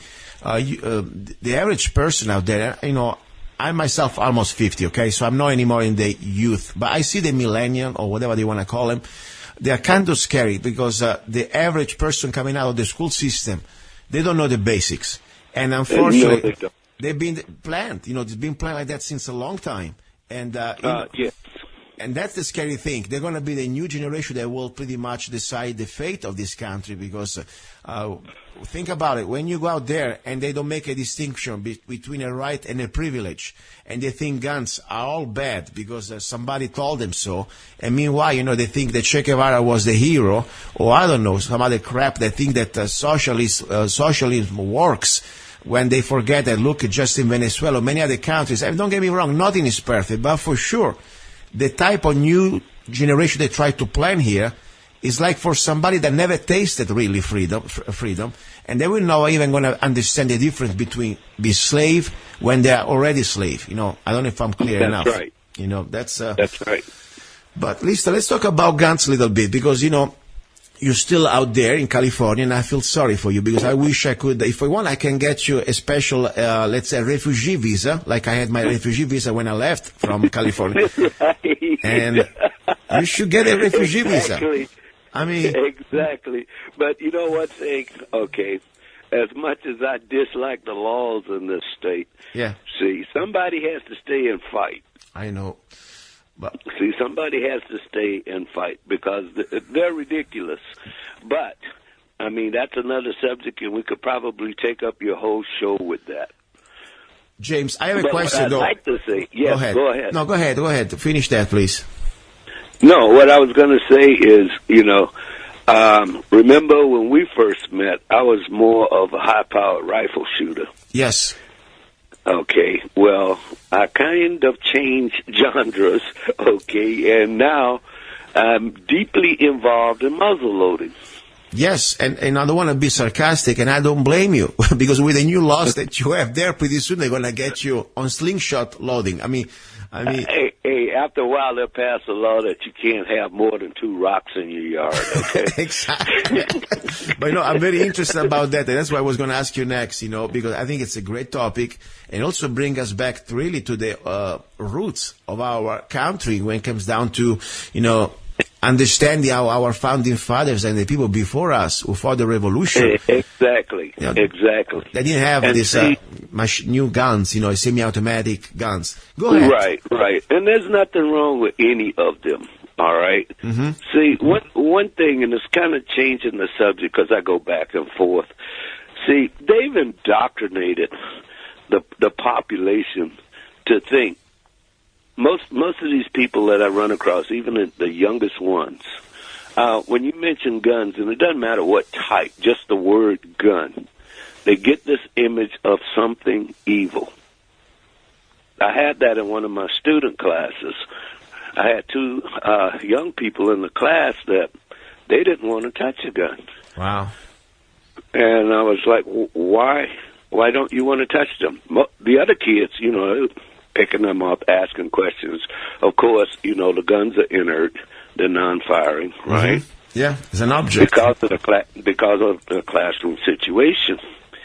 But these two kids said, "We don't want to touch them because guns kill people."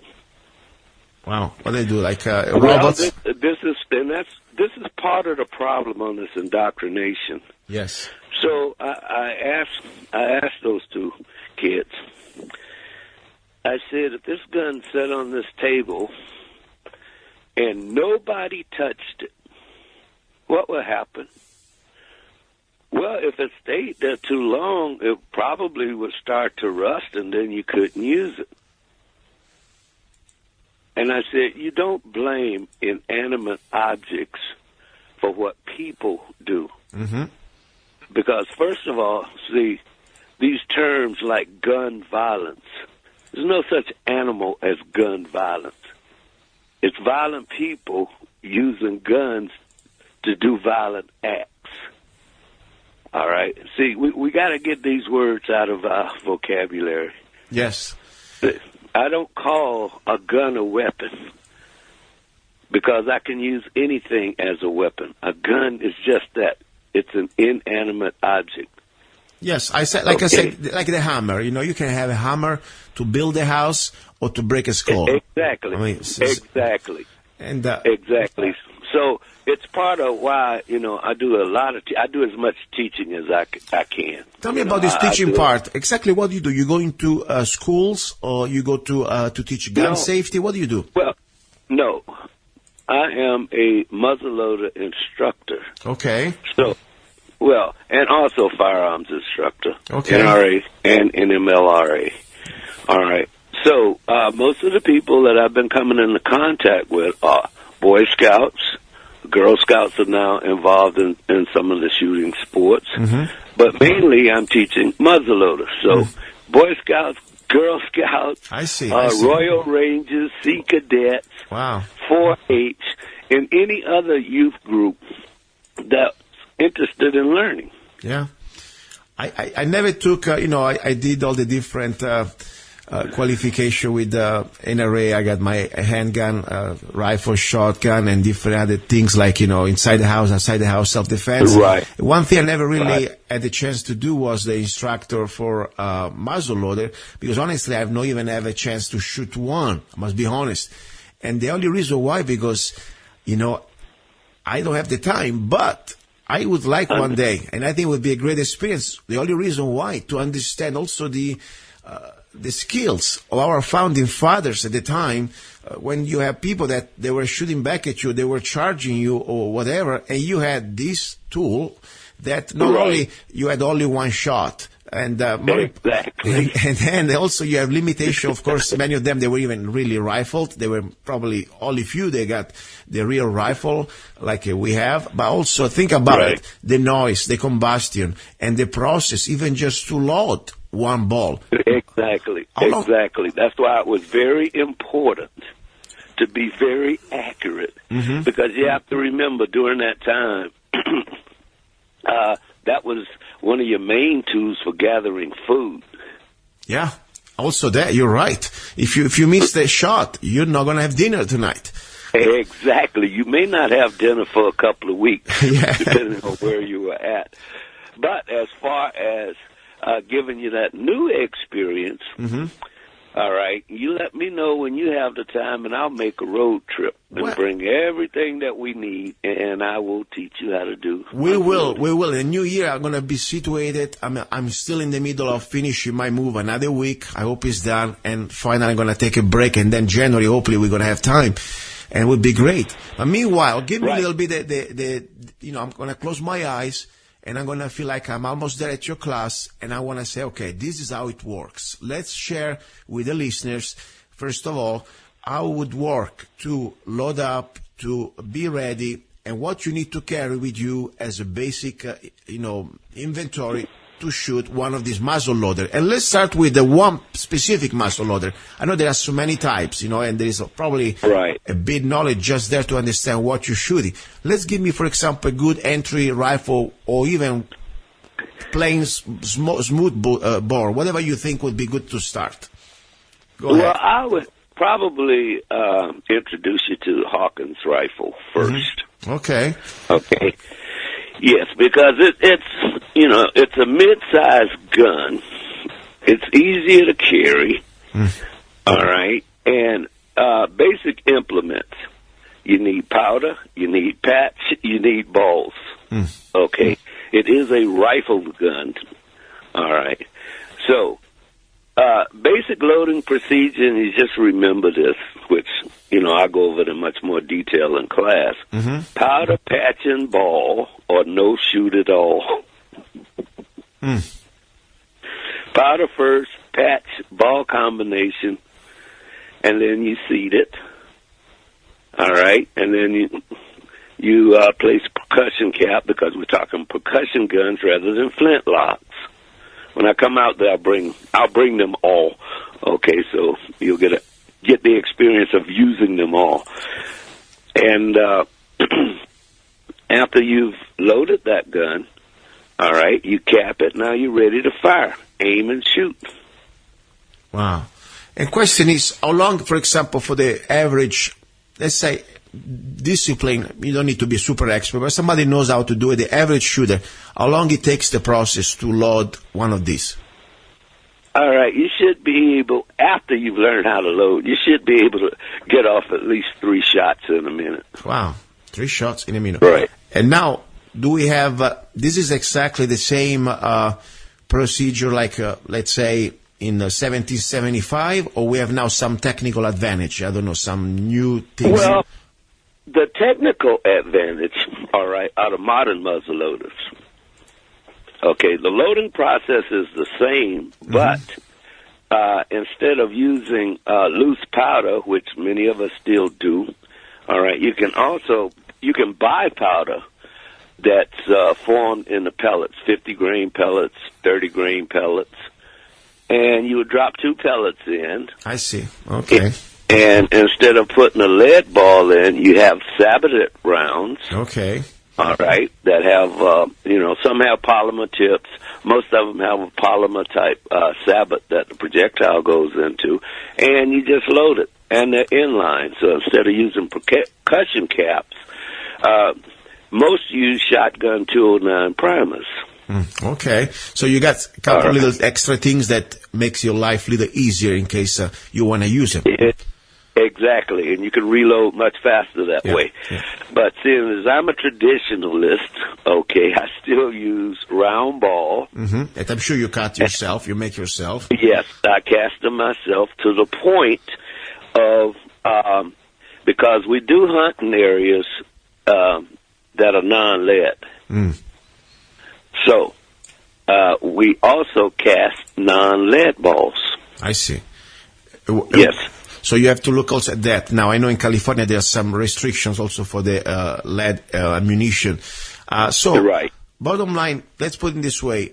Average shot, how much is going to cost you if you do everything yourself, like between powder and ball and little things that you need? How much are we running for? I mean, I know, for example, comparing with what could be, I don't know, 5.56.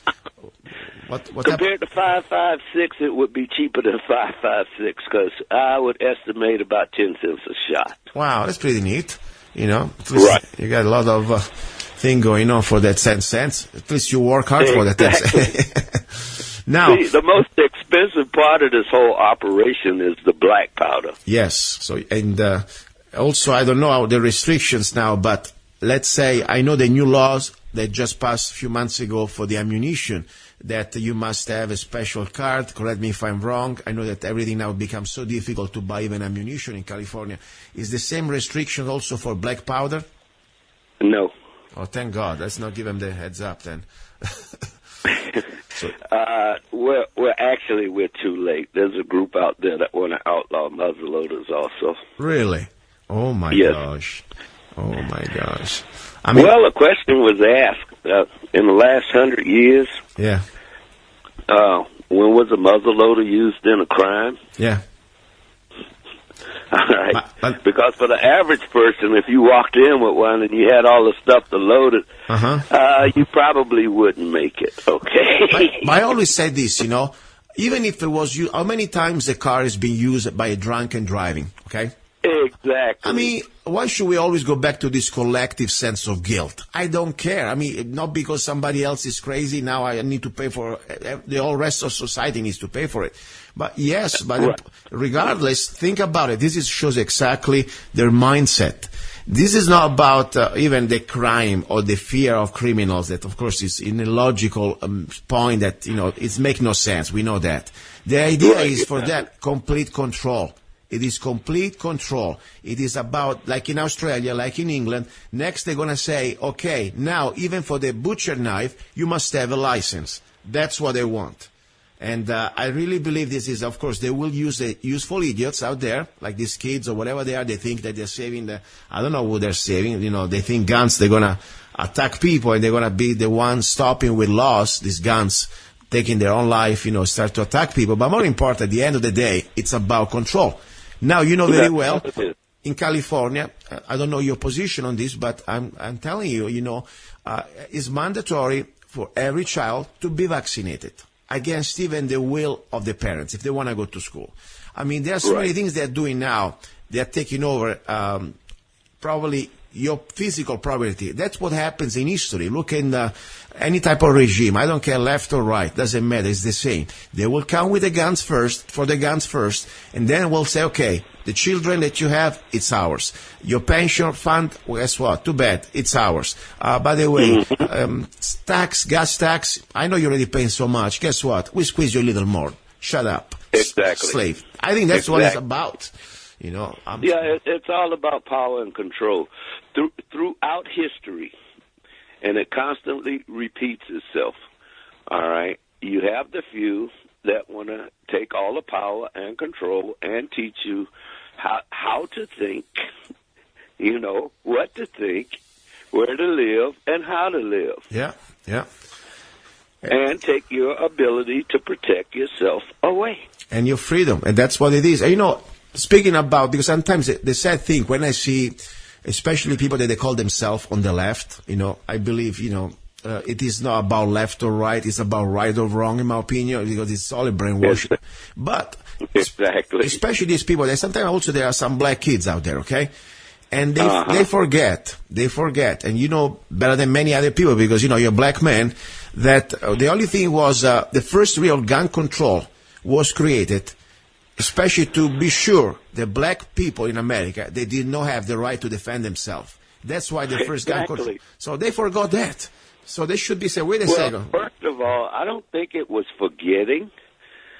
It was never taught, and it's not being taught. That's true. To a lot of people. History is not being taught the way history was when I was growing up as a kid. Yes. And one thing about history, it is just that. It's history. Yes. It's what came before us. All right? So you take the facts, and nowadays it's kind of hard to discern what the facts are because it's so tainted, right? Yes. Okay, one of the history teachers here was telling me that he couldn't teach history beyond 1960, and I thought that was just totally ludicrous. Wow. Pretty amazing. And that's another reason why I like teaching muzzle loading, because there's so much history involved with muzzle loading. Yeah. Wow. All right, especially when you start going through the history of gun making. I had this one kid that asked me one day in one class. Yeah. I was explaining the difference between percussions and flint locks and the old wheel locks, right? Yes. And then I asked for questions, and this one little kid, one of the inner city kids, well, where do you put the laser on that gun, right? Mm-hmm. And I said, okay, tell you what, I'm going to give you some homework. First of all, I want you to find out when the first laser was invented, and then see if you can find out how long it took before they made one small enough to be mounted on a gun like this, right? Yeah. And the next day, the little boy came back to class, and I said, did you get the information? Yes, I did. I said, okay, what happened? He said, because he knew when the gun was made. The gun I was showing him was made in 1800s, right? Wow. And he was like, wow, the first laser was as big as a truck. I said, yes, okay. So in 1800s, do you think we had lasers on muzzle loaders? Oh, my gosh. And he goes, no, that's modern. Wow. But, see, all of it is a learning experience, and a lot of the things that we learn, because, hey, we were right there in the middle of the development of a lot of these things. Yeah. All right. So folks take it for granted now. It's always been that way. Yeah. Question I have for you. Since, you're a grown-up man, you see different generations going through, at least, different stages of the history of this country, the last 40 years at least. How do you see, since the time you were a young man to today, 2017? And I ask this, I asked the same question to another black lady that I had on my show last Sunday from Las Vegas. How do you see changes in as a black man, living in a society that, used to be maybe different type of reality, depends also where you live. I understand every part of the country could be different, but you see better integration between black and white, or you see more problem today than before? No, I don't see more problems. What I see is situations, okay, because, I use that word problem as something that you can't fix. Yeah, that's true. All right. See, the situation's changed over the years.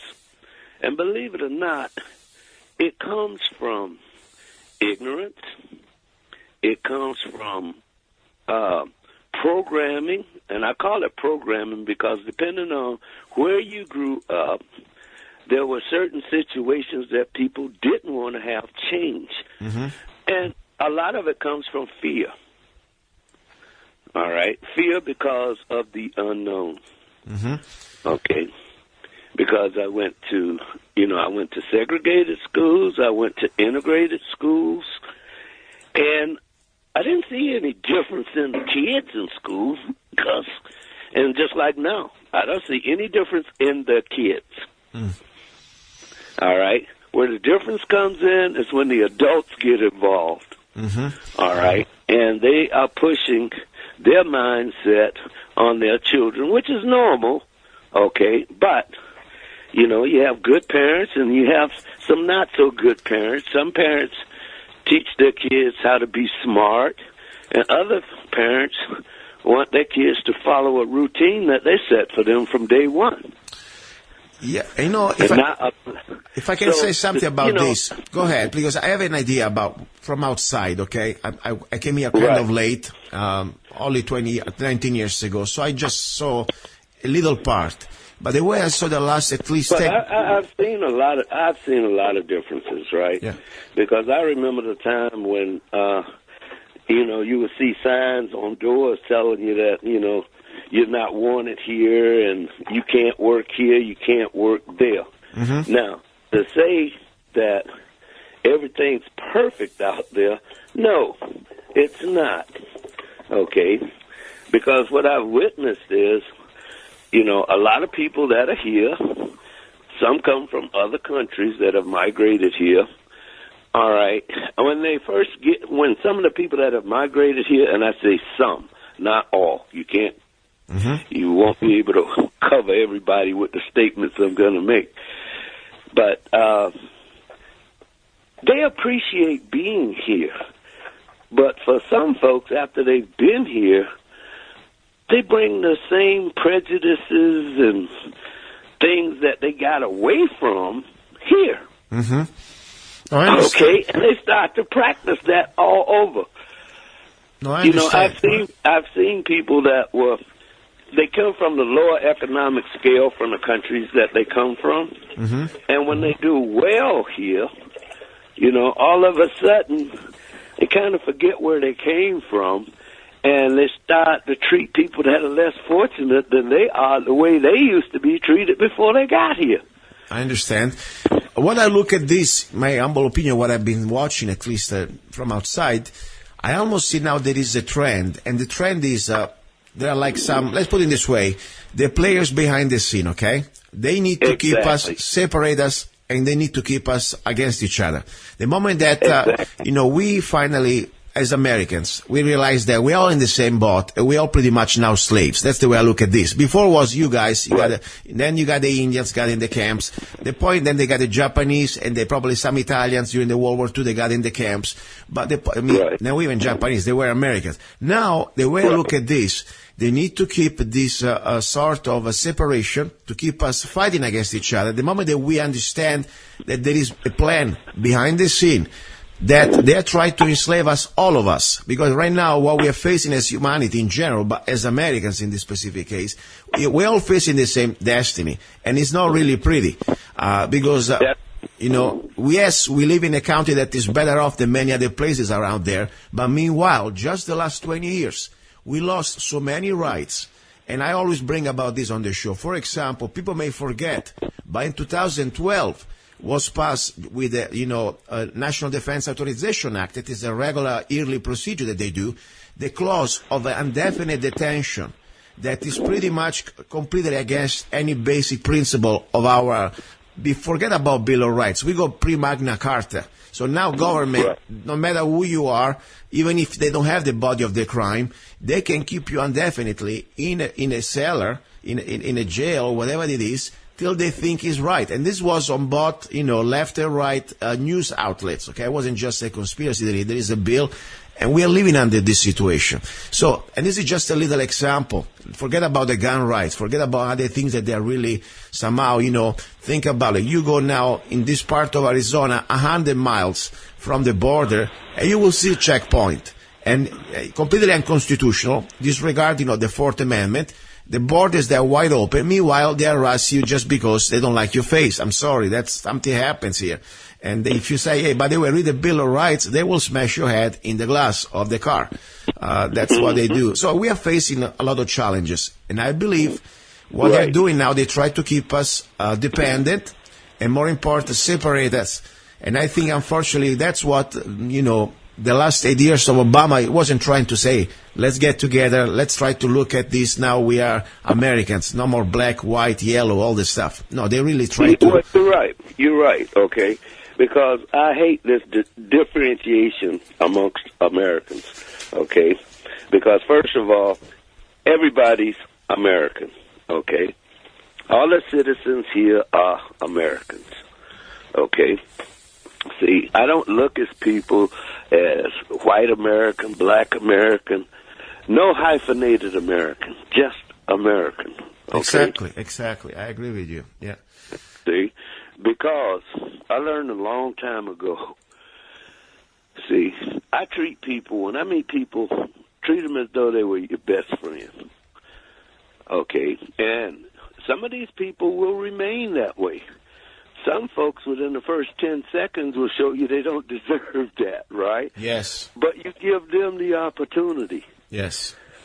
You give them the opportunity. Don't come with preconceived notions or ideas because, again, I say I've met all kinds of people. And people in general, everywhere you go, are the same. No, it's true. It is true. No matter where you are, humanity is pretty much behaves as almost, it's a human being. The biggest differences between any people on this earth are cultural differences. And I really like the cultural differences because it gives you new experiences. Yeah. I agree with you. And the only thing, one thing though, for example, I have my own habits. I may like my coffee, I may like my pasta. But there is one thing as a country, especially when we come from other parts of the world, if we really want to become integrated, we don't want to create our own ghetto, our own little Italy, little Africa, little whatever. I mean, we have one thing in common. We should at least speak a language that we all understand in public. Exactly. Okay, I'm not telling you. And then second thing, at least we should have one basic concept that we have one thing unifying us. And beside the law of the land, of course, we have laws. But I think the most important thing that I really think is the foundation of this country is to understand the Declaration of Independence, the Bill of Rights, and even the basic of the Constitution. Because at that point, we may have our own difference of opinions, but at least we understand that the basic idea of this republic, not a democracy, is to respect each other. And yes, we should be able to do whatever we want until we infringe on somebody else's rights. And that's also including... Because my rights stop where your rights begin. Exactly. So with that, we can become, we can be from Mars, from Africa, from Italy, wherever. At the end of the day, we are Americans. That's the bottom line. So I look at this like that. But there are some people with agendas. And more important, I think they've been, like you said before, by design also no, even they don't know the history. They never been taught history, but more important, they don't want them to even know our history. So they say now the new immigrants that they try to, for example, I'm going to be specific, and I speak for myself, of course. I got my mom, for example. Okay, she's in Italy. It took me, and it's still taking me more than 2 years to bring her here with a special visa. Now I'm an American person. Okay, I'm an American citizen. Right. And it's still not even close. Thousands of dollars, not even a final visit. We're almost there, they say. 2 years. Then I know very well that you have people coming from non-vetted, without not even the passport, some of them, just because they get the status of refugees. They come from other countries, and not even anymore with the idea we must have some quota. Because if there is no number, nobody's going to assimilate. We're going to have just one piece of the minestrone. We want to have a mix maybe, but not just one specific group. So anyway, you see this disparity. People that they're allowed to be here, and they come with their ideas, with their beliefs, and many specific cases, I'm going to tell you, their religious belief, unfortunately, comes from a completely different reality, that there is no coexistence with the Bill of Rights and Constitution. That's the reality. Well, right. And that's the problem. One thing that I believe in, okay, if I go to some country, okay, first of all, I'm going to follow the laws in that country as best that I can, right? Yeah. And if it becomes a burden for me, I'm leaving, okay? All right. I don't go places and try to enforce my rights as an American on somebody else in another country. But I see that happening here to the point that American citizens' rights, you know, the American citizen is becoming the second-class citizen, and people don't understand that it is happening to them. Exactly. No, it is very true. We are now become a second-class citizen, and that's wrong. I mean, we should never accommodate our beliefs and our, more important, laws to people that come from other places, and they don't want to assimilate. That's their problem. I mean, as I said, you know, and this is not even coming from somebody who was born in Alabama. My accent is still there, but I completely respect the idea, and this is the only way a country can survive. That's the bottom line. But anyway, listen, I want to give you the floor to talk about anything you want about also, I don't know, anything. And maybe you ask questions if you want, since I've been talking most of the time now. Go ahead. No, well, that's fine. That's fine. Okay. Normally, you know, I talk about guns. That is the major subject, okay? And because we're on this muzzleloader kick, we're always talking about muzzleloader guns. Okay. You know, what's good, what's bad.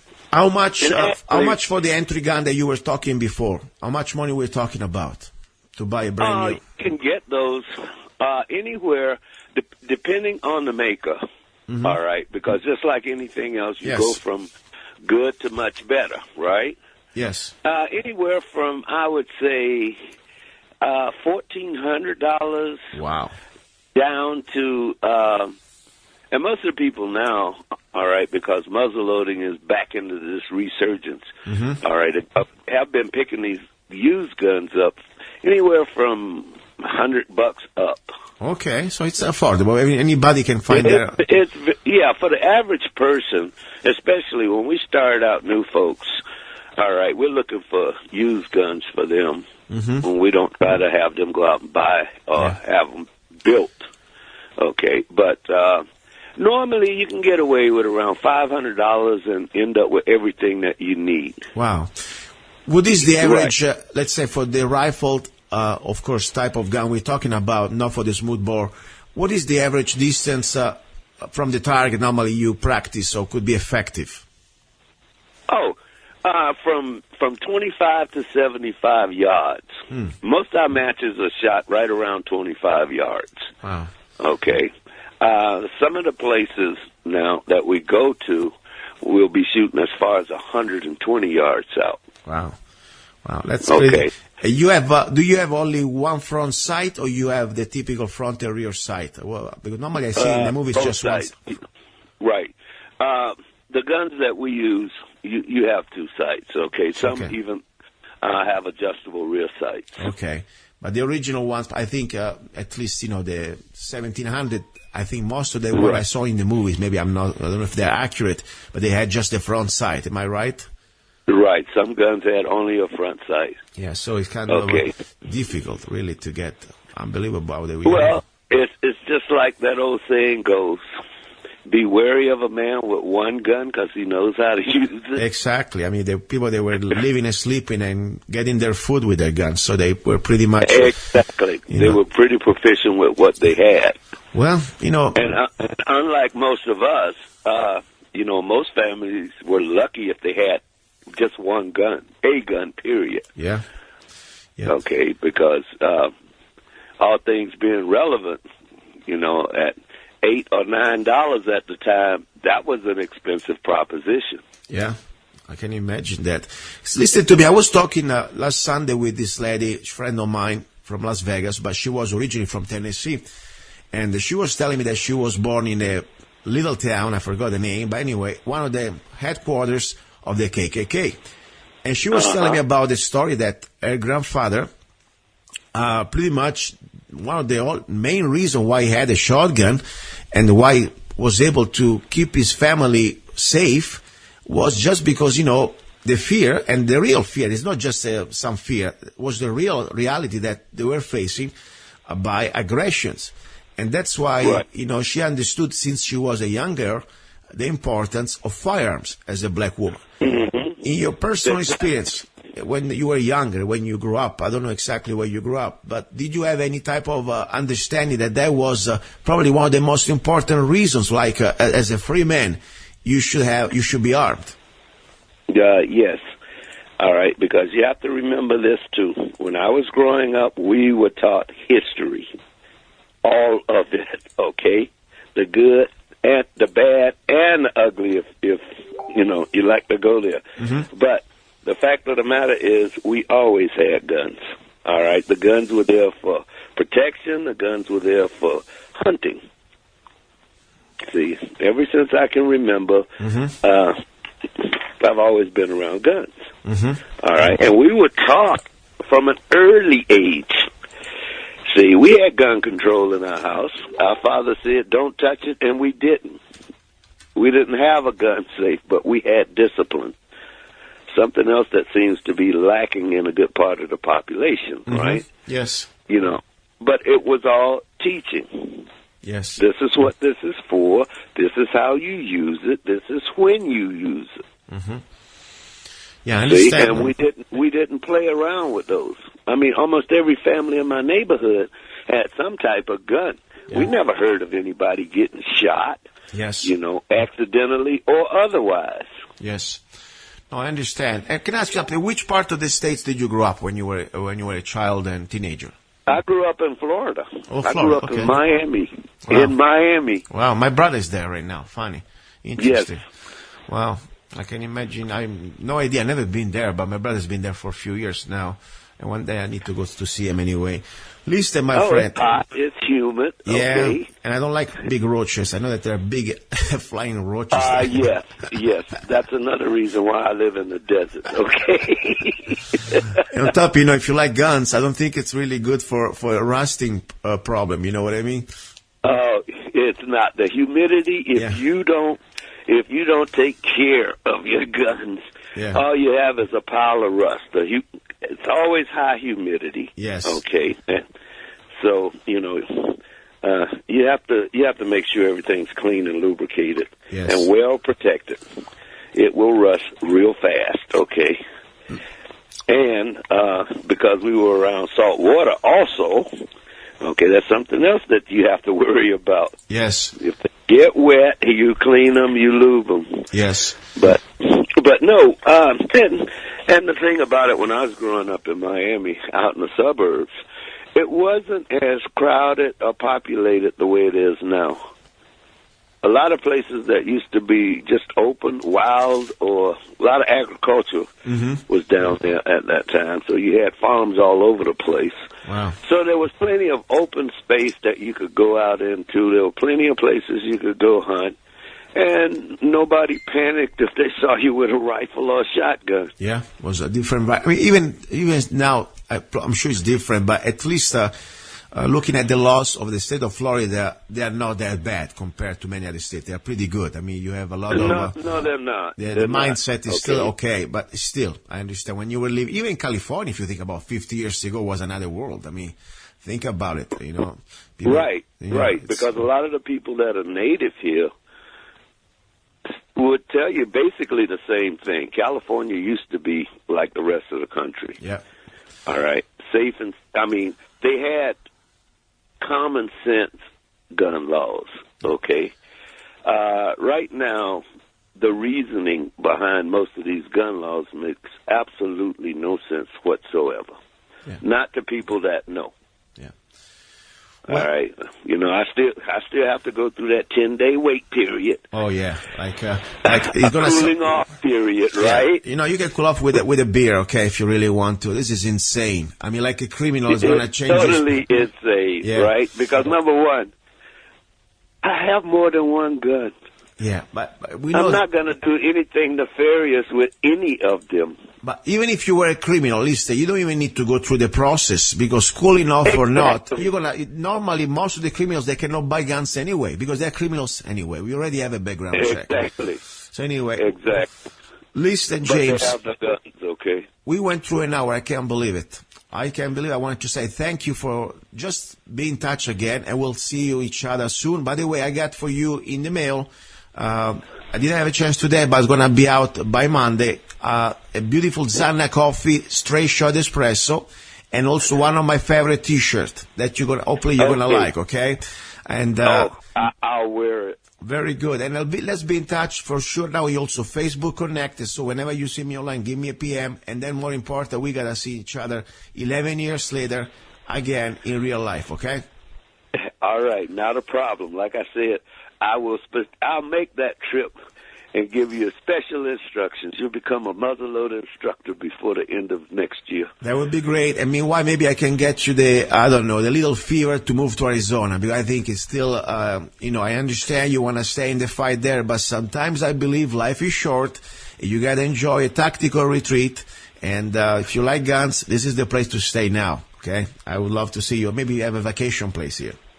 Hey, not a problem. Very good. I will definitely look into that. Very good. And land it cheap right now. We have a good market still. All right, James. Yes. Don't go away. Stay there 1 second. Let me close. Stay there. Okay, that was James from California. You're listening to Love, Guns, and Freedom with Luca-Zanna. This was the hour about guns. Now, don't forget, if you want to support the show, that's how to do it. You can go to www.zanna.us. And there you can find pretty much everything I do, starting from downloading any of my songs for just 99 cents, or you can find the link to Zanna Coffee, or if you want to find, let's say, whatever you can see, books, my latest erotic poems books, Perfectly Crazy on Amazon, you know the story, okay? I appreciate your help. Do not go away. You're listening to Love, Guns, and Freedom with Luca-Zanna. Ciao. In this world, where everything seems to be going sideways, when you need things set straight, Zanna Coffee Straight Shot Espresso. Start your day with a bang. The best organic and GMO-free coffee beans from around the world to amplify your senses and enhance love for life, liberty, and the pursuit of happiness. Zanna Coffee brings you happiness in every cup. Fair trade, certified, sustainable, organic coffee. That means we do not use slaves. Free Zanna songs with every coffee bag. Find Zanna Coffee at www.zannacoffee.com. www.zannacoffee.com. Don't be cheap. You deserve the best. Get Zanna Coffee at www.zannacoffee.com. Awaken the warrior in you with Scotty, the new AR-15 rifle by Zanna Enterprises, LLC. I am Scotty, Norse goddess of winter, hunting, and just revenge. I am Scotty. I am Scotty. I am Scotty. I am chambered in 223 Wild and can shoot 556 NATO and 223 Remington. My trigger is crisp and fast, an average of 4 pounds out of the box. Call me a fast girl. I can shoot over 5 rounds in 1 second. But I'm focused too. With only iron sights and no bench, I can hit 1 square inch at 25 yards. I am Scotty. I am Scotty. I am Scotty. I bow down to no one. I am independent. I am fierce. I am a warrior. My Viking spirit has been reborn in a fabulous new body, all made in the USA. I am Scotty. I am Scotty. I am Scotty. I can withstand a loaded Humvee running over me and still look pretty. I am Scotty. Find me at www.ar15shop.us. I am Scotty. I am Scotty. I am Scotty. I am Scotty. I am Scotty. I am Scotty. I am Scotty. I am Scotty. I am Scotty. Find me at www.ar15shop.us. I am Scotty. You're listening to Love, Guns and Freedom with luca-zanna on United States.fm network.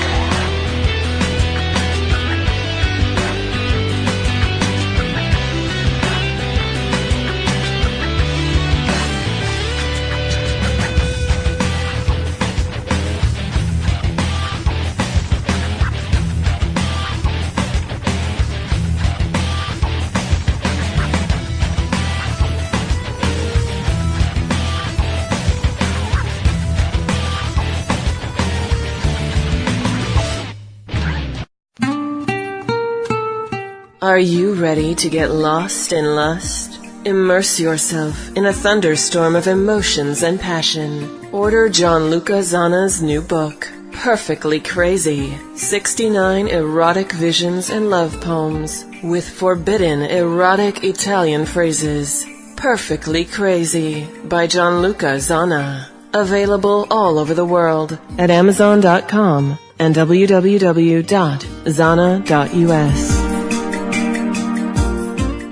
Here we go, guys and girls. You're listening to Love, Guns and Freedom with luca-zanna. This is the final hour, the hour about love.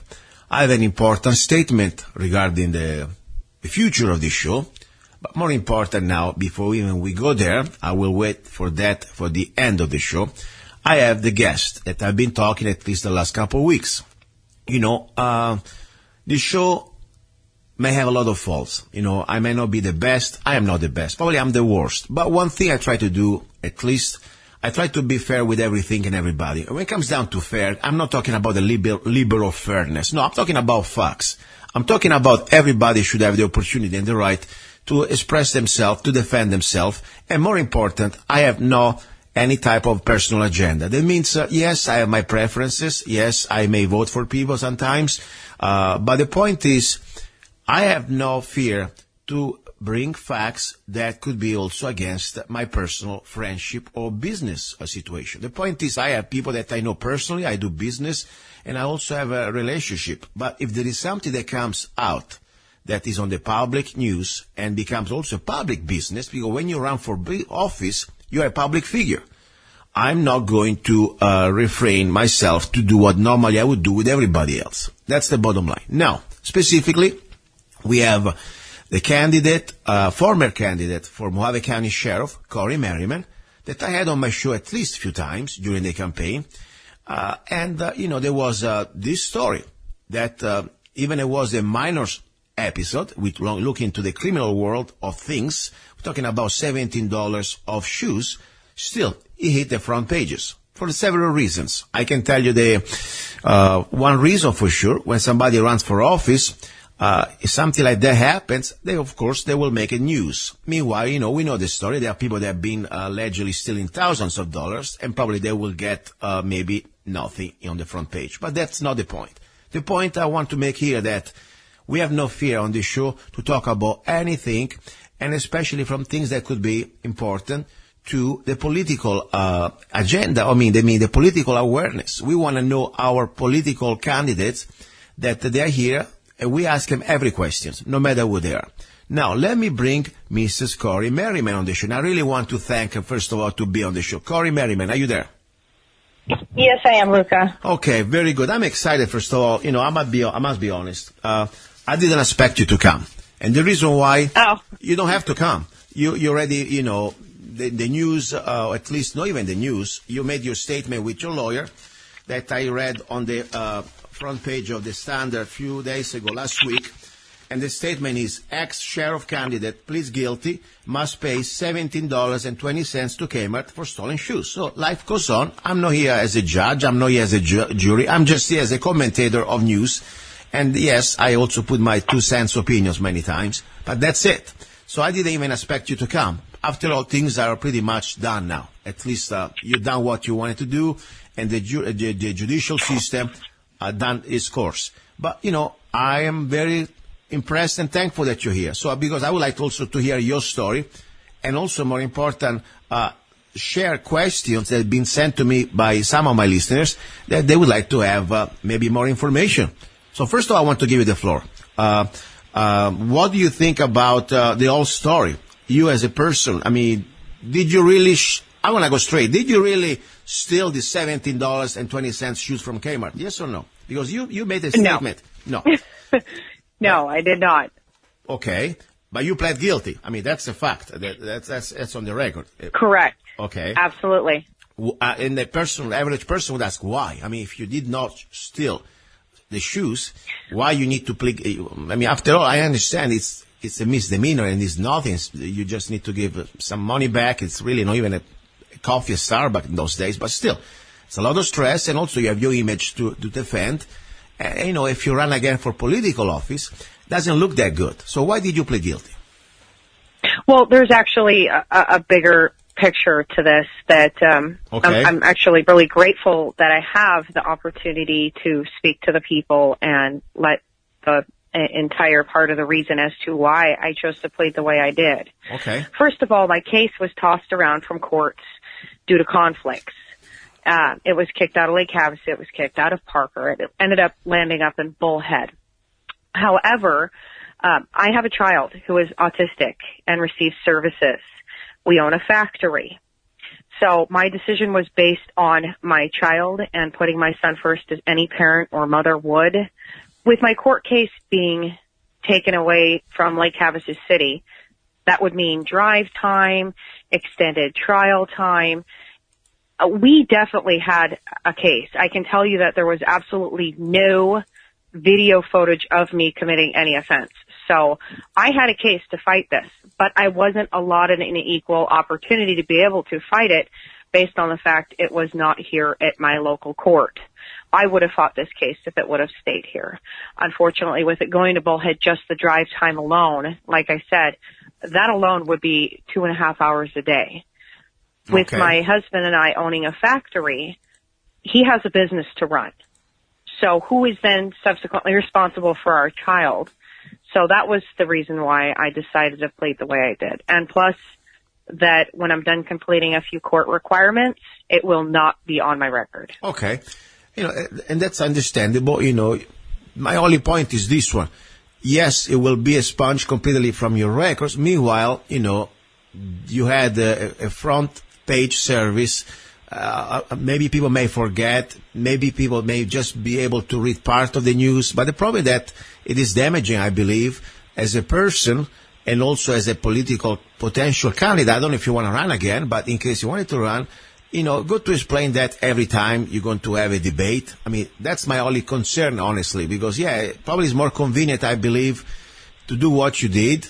It's also less economical. You're going to spend less money because a lawyer would cost you a lot of money to defend even in such a small case. $17, restitution. How much? It wasn't even about the money, No? Luca. It wasn't, and it wasn't about convenience. It was strictly because of my child. I have a disabled son All right. who receives services and therapies, and he's in a reduced day in school. Mm-hmm. And, it's just...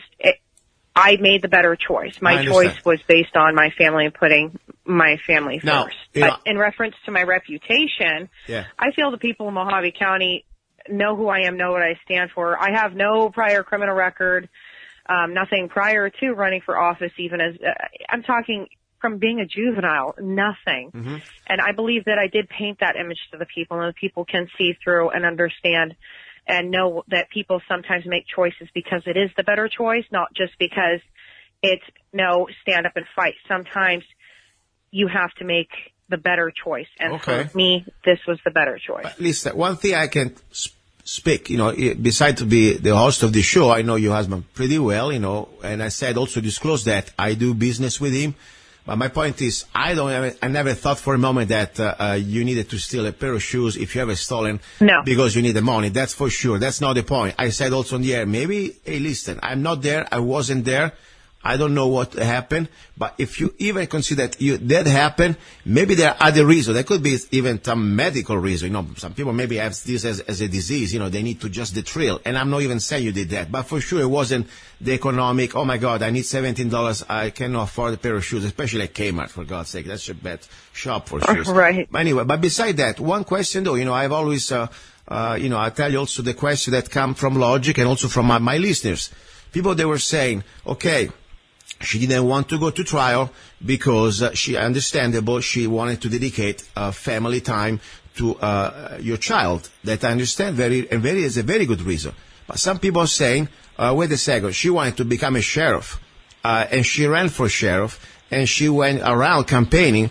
Why at that point was okay for her giving all that time to a public business, like for example, you wanted to be a sheriff. Why not there? I've been having this question from several sources. What can you answer? Right. And that's understandable, Luca. There's certain things set in place and certain opportunities that were allotted to me that are no longer in place. If I would have been elected, there would have been other opportunities, such as I would have had a hired nanny or something to be able to, pick up my son and take him to the therapies.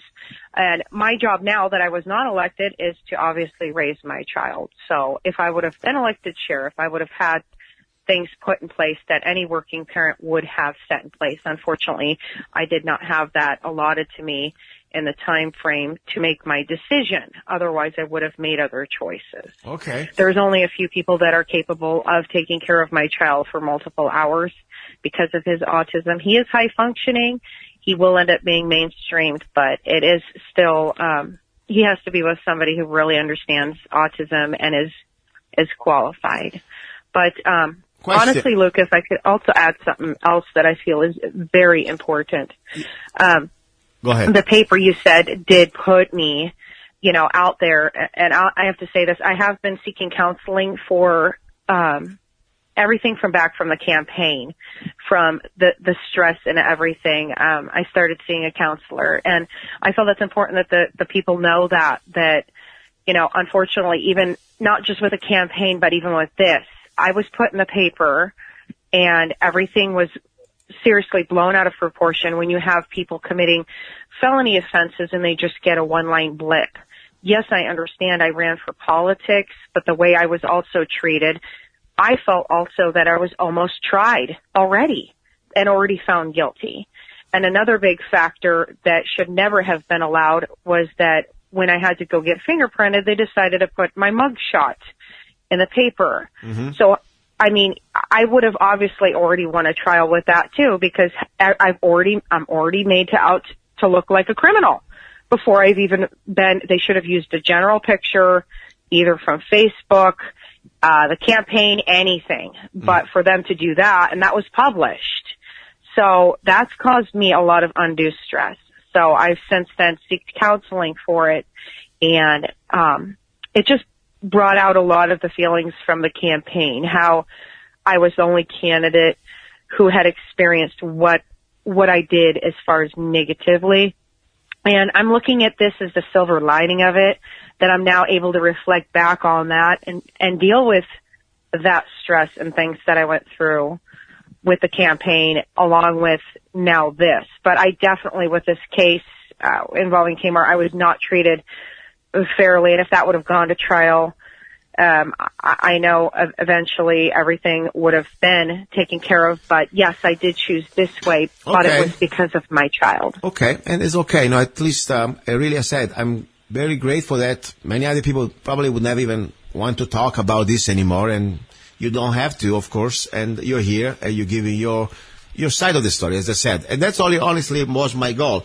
There is, of course, as I said, this was, for me, one of the biggest. Normally I get emails, from topics and things like that. This one I get bombarded by different people, and even people that voted for you, and they wanted to have questions, more important answers. And as I said, guys, all I can do, I would love to have on the show. Of course, we read what we can read through the newspaper, and that's all I can say. And I've been saying that at this point, at least we have something. One thing for sure, people, for example, they send me the script. That is not a script, it's the police report, okay? That is a public thing, by the way. I'm sure you have a copy too, so your attorney. And then, of course, different things that you could fill up 3 hours out of that. And this is not going to be my topic. I can do 3 hours show about you as much as I like to, but I don't think this is worth it. My point is one, though. I invite anybody, because you never know. Tomorrow you may run for office again. Are you going to run for office again, first of all? Are you going to run for office again? I've made the decision. I'm not going to run for sheriff again, but I may run for another position. Okay. I've actually really enjoyed the time with my son and being there for him, from being a deputy and being a business owner. I've gotten to experience things now raising my son that I didn't get to before. Okay. So I have already made that decision that I will not be running for Mojave County Sheriff again, but I may look into other positions and or local office positions to run for, because I still feel that, there's a need for change in the community in Mojave County, and I do have a voice, and I'm a business owner, and I have the energy and dedication to make a difference in my community. And I have been considering things. I'm not willing to say anything at this point of what I'm thinking of running for or looking into, but nothing's really off of the table, but definitely not running for sheriff again. Perfect. Okay, at least, as I said, people want to know. A lot of people voted for you, okay? And, yes, of course, there was wow, that really happened. And as I said, we are here. I'm here just to bring you both sides of the story. I brought you the newspaper that is public. Anyway, everybody can read it. I will post. This is something I do every time. This is a public record. This police report. People can read it. And then, of course, you have now your side of the story that I think is very important too, that people may need to start to consider this too. I mean, many people say whatever. Many people say, you know what? She has a point. That's all I can say. At the end of the day, I'm not a judge. I'm not a jury. I'm just a regular commentator. But I'd like to at least give you the opportunity to, both of you, I mean, when I say both, your story and at that point, the judge, and there is no jury, by the way. There never was going to be a jury, right? Because there was a misdemeanor. Am I right, Corey? Right. Well, if it would have gone to trial, then yeah. But I made the decision that I made. No, so. I understand. But there was never going to be a jury no matter what. You all had to face a judge, period. That was it. So correct. So that was interesting too, because honestly, I don't know. Sometimes you can get a jury and be more understanding, or maybe have less than of an agenda than maybe a local judge. I don't know. Sometimes I'm just thinking. Anything you want to say before I let you go? No, I really appreciate you reaching out to me and the opportunity to be able to talk to you and answer some of the questions I know that may have been bothering the residents and voters of Mojave County. And like I said, I'm not done yet. Okay. I do have a purpose to still help my community, definitely. And I plan on doing something. I'm just not sure what yet. It's going to be a lot of thought and prayer put into it. Okay. And I'm just very pleased that you gave me this opportunity. Thank you. The last quick thing I just got, it's funny, I got email that I'm going through, and I missed this one. I'm sorry. Okay, this person, by the way, I call her the stalker. She's my stalker, okay? She's been sending me, and I don't even mention her name because it's not worth it. Even she has a internet radio show. She's been on my show a few times. And no, I am not slandering you, whatever you are, because first of all, I don't even mention your name. More important, I'm saying the facts. If somebody sent me like 35 emails or more, and I never answer back after she blocked me on Facebook, and I don't even want to deal with her, and I never really had any type of relationship, but being Facebook friend and had her on my show for a couple of times, I call yourself a stalker, especially after somebody claims that she's my soulmate. in one of her emails. So she's a crazy stalker. That's what she is. But beside that, I give space to everybody, even to my crazy stalkers, believe it or not. And I will read a couple of questions that she has for you. Because that's, as I said, I keep my personal feelings for her aside, and I want to be professional. So she has these questions. Stalker says, number 1, police report talks about evidence of video footage with her, it would be you, and the new shoes, and also her old shoes left behind. That's what she's saying. That's what the police report is saying. Well, I guess there was an alleged pair of shoes left behind. I can tell you that they were not mine. Okay. And any video footage was just still shots of somebody's pair of shoes that was left. Okay. And there was a video of live footage, but there was no actual recorded feed of me committing any crime. So that's what that was. That's good. At least, because I was curious too about this. Well, now, the last question is this. It's always from the stalker, okay? What gun is Corey and Ed talking about? Who had the gun, and was Corey really threatened? In the police report, the gun is mentioned, and below is what Ed said in the public about the gun. So anyway, right. I did not have a gun on me. I can tell you that I was threatened with a weapon or a firearm when I was leaving Kmart. But I did not have a firearm on me. I never specifically saw one, Luca, but that was said to me as I was leaving the store. So somebody was threatening you with a firearm? Yes, as I was leaving Kmart, yes. But they didn't show you the firearm. They just say, I had a firearm? How did they go specifically? I'm just curious. The lady, and on top of it, she didn't even identify herself to me. She had just started yelling at me as I was leaving, and she indicated that she had a firearm on her when I was leaving the store. Okay. And so then I left. Why was that? I mean, somebody tell you that because maybe she was, afraid of you? Or maybe she wanted to tell you, hey, stop here. I'm going to be a vigilante or whatever. I'm going to take care of you. I mean, why she had to tell you she had a firearm? What was her problem? I don't know. I tell you to ask her, but it won't do any good now. I mean, even if, let's say, for a moment you were, messing around with a pair of $17 shoes. I mean, it's common sense. I mean, if you just look at it, it's just to get me to stop, That's why I'm sure she said it to me, but does that make it appropriate? No, but yes, it was said. Wow. All right, listen, I got also the answer from the stalker. That's the question from I hope she's happy. I hope you're happy because I really want everybody happy here, seriously. Believe it or not, more important, I want that we have as the opportunity to communicate freely on the show. Listen, I want to thank you, Corey, really much, okay? And good luck. Oh, no, thank you, Luca. Good luck with everything, and I really wish the best to you and your son, okay? Thank you. God bless you. Thank you. All right, that was cori-merryman. As I said, I'm here. I brought her on. I'm amazed that she even came, I must tell you. If I were her, I don't know if I would have done it. Why? What he has to gain? Nothing. I had some questions. I didn't want to spend a full hour over this because, as I said, there are many other important things. Yes, at the same time, if people want to know the official report, guess what? You can find it. It's the Lake Havasu police report. And I can give you the case number if you want to. I can also put it on Facebook, by the way, on lovegunsfreedom.com, okay? I will post it there. Okay, now what I really would like to say is, I'm not a news guy.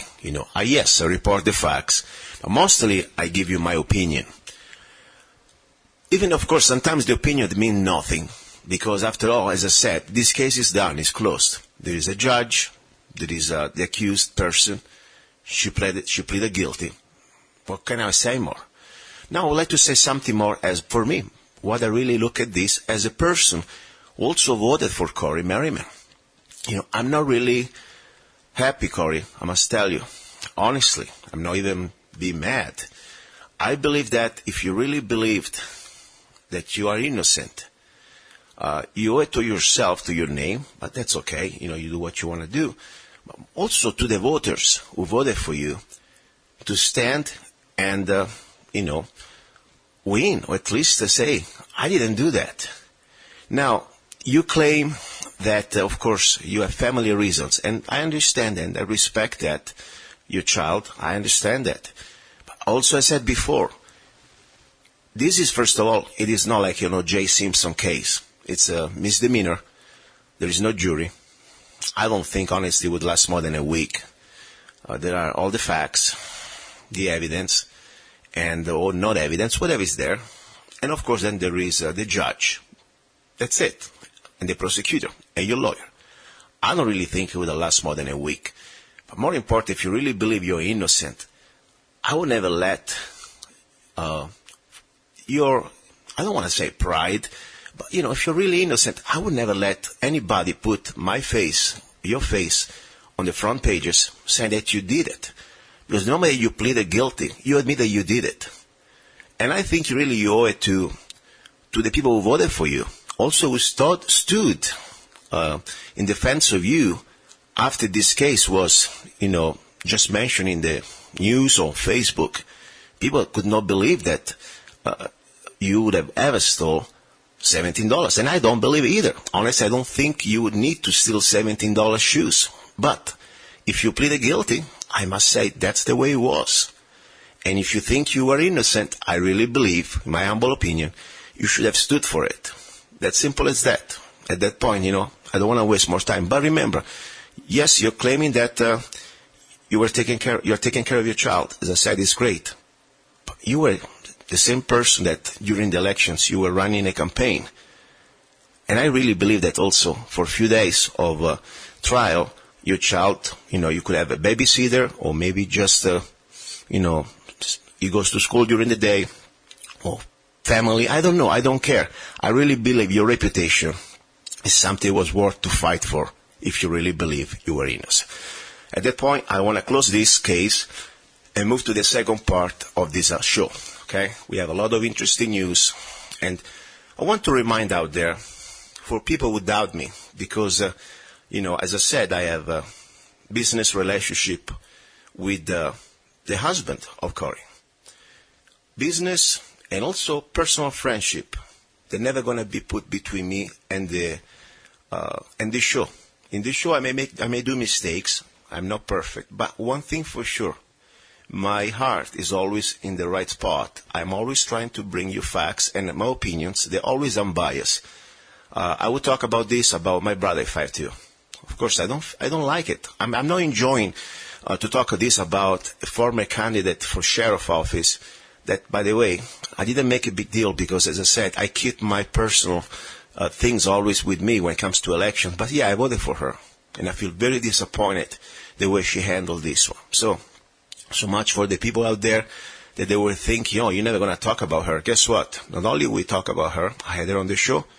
I gave her the opportunity to say her side of the story. I read the facts coming from the public records. And also I give you my humble opinion, unbiased. That's it. Now, let's move on. Little break. And let's be ready for final part of this hour. Be ready for this very interesting news about the future of this show. Do not go away. You're listening to Love, Guns, and Freedom with luca-zanna. Have you ever met someone on an online dating site and thought, wow, this guy is perfect for me, or she is simply amazing, only to find out they were hiding a deep, dark secret? They plan to vote for Hillary. FreedomLovers.us was created for singles who want to exchange ideas and a love for freedom. People who are looking for solutions to create and defend freedom in the real world, and at the same time getting that once-in-a-lifetime chance to find their true soulmate. Whether you are interested in meeting your soulmate, making new friends, networking, or hanging out with that like-minded liberty lover, visit FreedomLovers.us. It's the first free dating site and community. So patriots, don't waste your time with other dating sites. FreedomLovers.us is the place where like-minded singles really click. Okay, here we go. Now, this is going to be the news. I want to go straight to the point. Starting from next Sunday, I decided that I can't do any more 3-hour show. Seriously. I like it. I enjoy it. I've been doing this for more than 4 years. I come to the point in my life that I have so many other obligations and things I'm doing. And I realize that at this point that seriously, I need to have a life for myself too. 3-hour show Sunday. The way I try to do them, I try to do my best to try to bring you guests and research the topics and verify the sources, even just to post-produce it. Talking about probably about almost 8-9 hours out of my week. That is already pretty intense. So I came to a conclusion. Honestly, I was very close to say, you know what, I'm done. I had almost everything I wanted to talk about on this show. I had from different topics, every type of guest, from politicians to prostitute, to priests, to pastors, to conspiracy theorists, book authors, everything you can imagine. For a humble local radio show with a guy that barely can speak English sometimes, I feel like I did everything I had to do. But there is more, of course. There is always more to bring, also the local news and the facts in general that we're talking every day. Things are happening. So I was very, let's say, torn apart the last few days, and I say, maybe I just say, let's just call it off. So at the same time, I said, maybe what I should find a compromise. Maybe rather than doing 3 hours, that it takes a lot of my time, a lot of my energy, maybe I should just do maybe 1 hour. At least I can be in touch and keep you the updates, keep you the news. So I came to this conclusion. I talked to the owner of the station, Steve Rubin. I really want to thank, by the way, because I must tell you something. As you heard my shows, I don't want to say controversial, but yes, they are the topics I bring you, they are kind of almost impossible to believe that a commercial station will allow it. I mean, we talk about everything. Many things my people not agree. Some people agree. There is always, it's off and off. But for sure, these are not the typical sterile speech or content that you would find in a commercial station. So I tell you, KTOX has been incredible since the beginning, when Dave Ace gave me the opportunity. And of course, Steve Rubin, the new owner, continue. He never interfered. He never told me, you cannot talk about that, or I don't like that. And I'm sure there are many topics I may not even like. I am humble and thankful for all these years that we were able to exercise completely our freedom of speech on this station. So I have nothing but good things to say about KTOX. And I say also the fact that Steve, he gave me the opportunity to say, okay, look, 3 hours, I understand. It's a lot of work. So he's allowing me to do 1 hour. I thank you, because I believe, as I said, I'm learning a lot myself. This show for me is not just the opportunity to share what I know. That's, of course, it's always important. That's why, as I said, this is not for me a show because I want to be a radio guy. I'm not here to be the next whatever. I couldn't care less. I have no ambitions to be an actor, or no ambition to be a singer, no ambition to be a radio host. I'm just who I am. I already enjoy things I am. So, but for me, this radio show was my form of activism, my form of commitment. The day I became an American, I swore an oath to defend this republic. And how you defend it, start to wake up also our fellow Americans with education. And this is not more about just our fellow Americans, about humanity in general. This show now, it got bigger than just what was originally like a local radio show. I have listeners from England, Germany, Italy, other parts of the world. So it grew up a lot from that original concept. So I'm here. So the show will continue, and you will see the new hours. It's going to be probably in the morning, 9 o'clock Pacific Standard Time in the morning, live from KTOX, 1340 AM, 104.1 FM, starting from next Sunday. Meanwhile, this is my last show for now with the 3 hours format. And as I said, I appreciate your support. I appreciate your help, your input, even your criticism. You're always welcome. Now, let me just have a little bit of a break, and then I would like to close this one with something a little more personal, because I have personal things to say. After all, this is the hour about love, so why not? Let's use this hour also for my personal message to some of you. Okay? Do not go away. You're listening to Love, Guns, and Freedom with luca-zanna. Awaken the warrior in you with Skadi, the new organic coffee by Sana Enterprises, LLC. I am Skadi, Norse goddess of winter, hunting, and just revenge. I bow down to no one. I am independent. I am fierce. I am a warrior. My Viking spirit is reborn in the new organic bean blend by Zanna Coffee. I will keep you up when you feel down, sharing my energy, my boldness, my zest for life. Find happiness in every cup, whether it's iced like a Scandinavian night to refresh a summer day, or hot as a hearth fire to warm the coldest winter morning. As you rise to face the day, Skadi will awaken the warrior in you. Available at www.zannacoffee.com. Are you ready to get lost in lust? Immerse yourself in a thunderstorm of emotions and passion. Order John Luca-Zanna's new book, Perfectly Crazy, 69 erotic visions and love poems with forbidden erotic Italian phrases. Perfectly Crazy by John Luca-Zanna. Available all over the world at Amazon.com and www.zanna.us. Okay, we are. This is the personal part. You know, in this hour, normally we talk about even personal relationship. And you're invited, by the way, you're welcome to come on the show. If you want to talk about love, if you want to talk about finding love, don't forget also the website that I created, www.freedomlovers.us.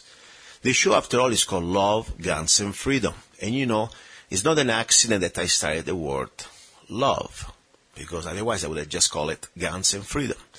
I believe really truly that love is the most powerful weapon to fight evil in general, even in a gunfight. If you don't have love, you're not going to have the sparkle that could make the difference between you and just a gun shooter, okay? I mean, after all, what is the motivation to defend an innocent life or to defend your life? It's love. You know, you must care. You must really, it is not just about the act. It is always a motivation. You know, like the mother fighting for her children. That's love, okay? So anyway, but now when it comes down to personal relationship, I always invite you here. You can always come. Even the new format that will keep 1 hour show, we will condense things a little bit, but yes, we will still talk about love. I will still have guests, single individuals. They want, you know, as I said, you can go to freedomlovers.us and find out also that what I offer that it's completely free. You can join and can become part of this free dating site. Meanwhile, you will also be guest on my show if you want to. Now, talking about this specific situation I'm going to tell you now, I'm not going to mention her name because really it is not important. She's not worth it, seriously. But I need to tell you a little bit of story. I mean, after all, I've been tortured the last probably almost 1 year with, I don't know how many emails. I lost the count, but I have them all. There is this person who I call the stalker, okay? She used to be my Facebook friend. I had her on my show a couple of times, maybe more than 2. And then because, you know, she says something on my Facebook that I really believe was not right to say on my Facebook page, you know, call me like I was lying. I say, you know what, I don't need this on my Facebook, and I call her an idiot. And I have no regrets about it because I really believe she's an idiot. So, and I said, if you don't like it, just go to say you're spewing your lies somewhere else. So she unfriended me, she blocked me. That's great. That's what I say. What I like about Facebook, you know, we are not married, and honestly, I've never had any type of personal relationship with this person, besides being on my show a few times, couple times, 3 times, maybe, I don't know. And I met her a couple of times for public events. So I say, okay, great, let's move on.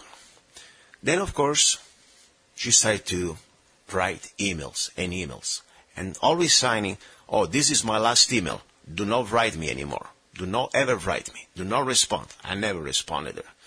Now, why am I wasting my airtime over this? Because this is part also what I believe our humanity. And part of what can happen when there are psychos out there really believe that somebody like that is unstable.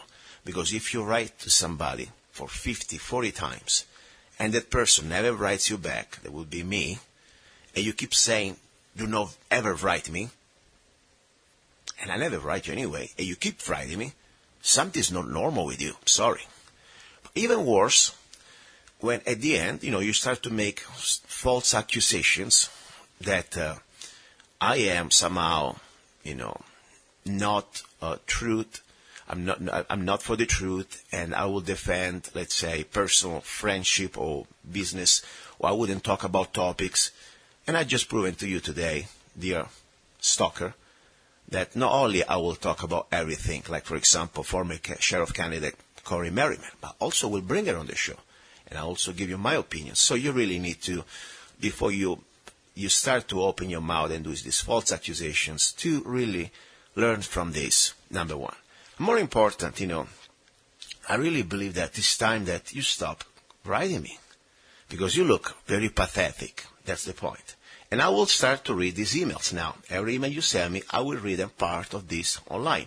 And just to let you know, don't start to say, oh, don't slander me like in the email. I never slander you, because first of all, the word slander means I should say something is not true. I'm saying the truth here. I'm reading your emails, and people can judge. But more important, I'm not even mentioning your name.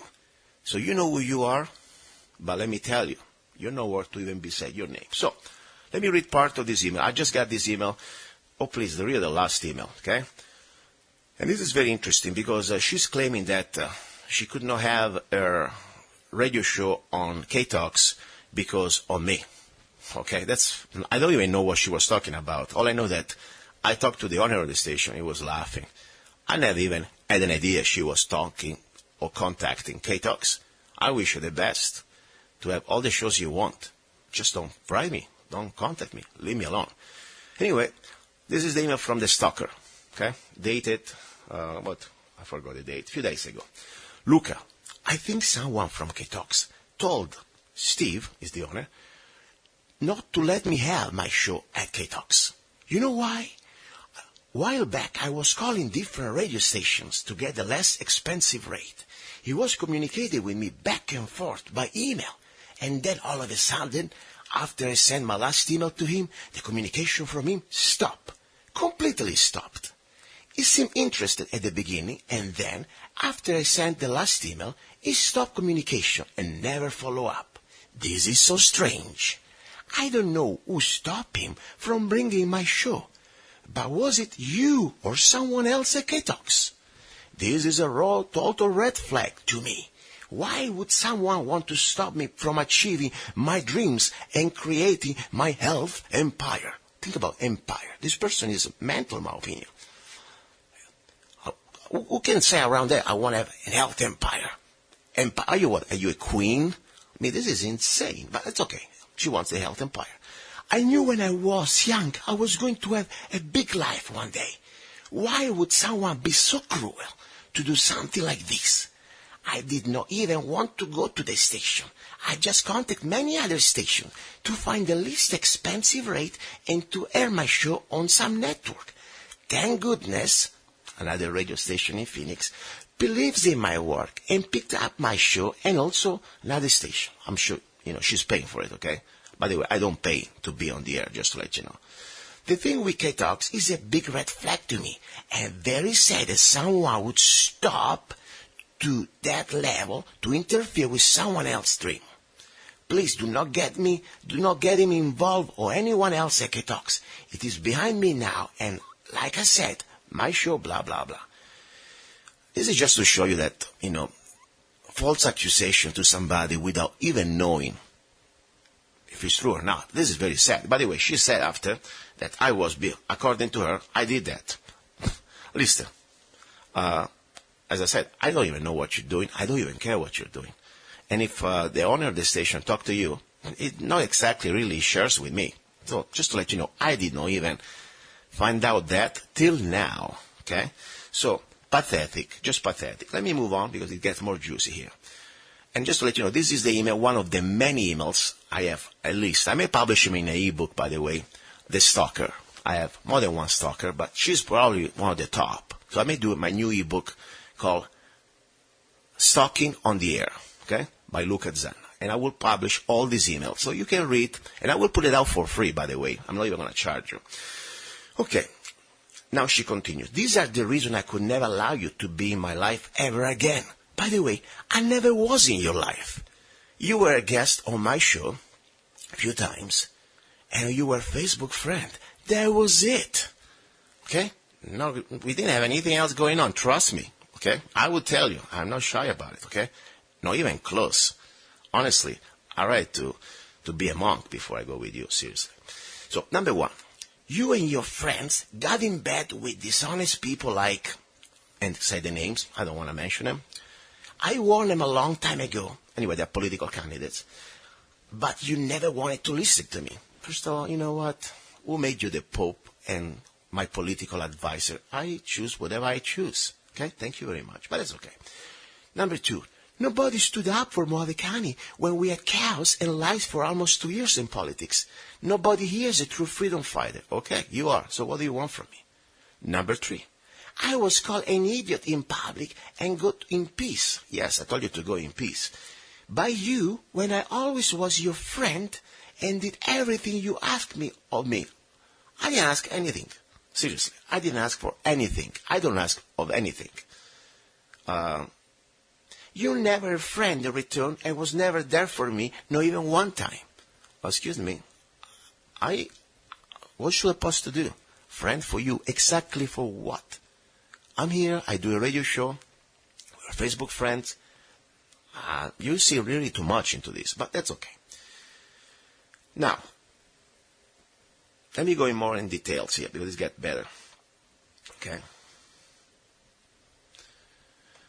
Number three, number four, I want to omit names that they are not even public figures, by the way.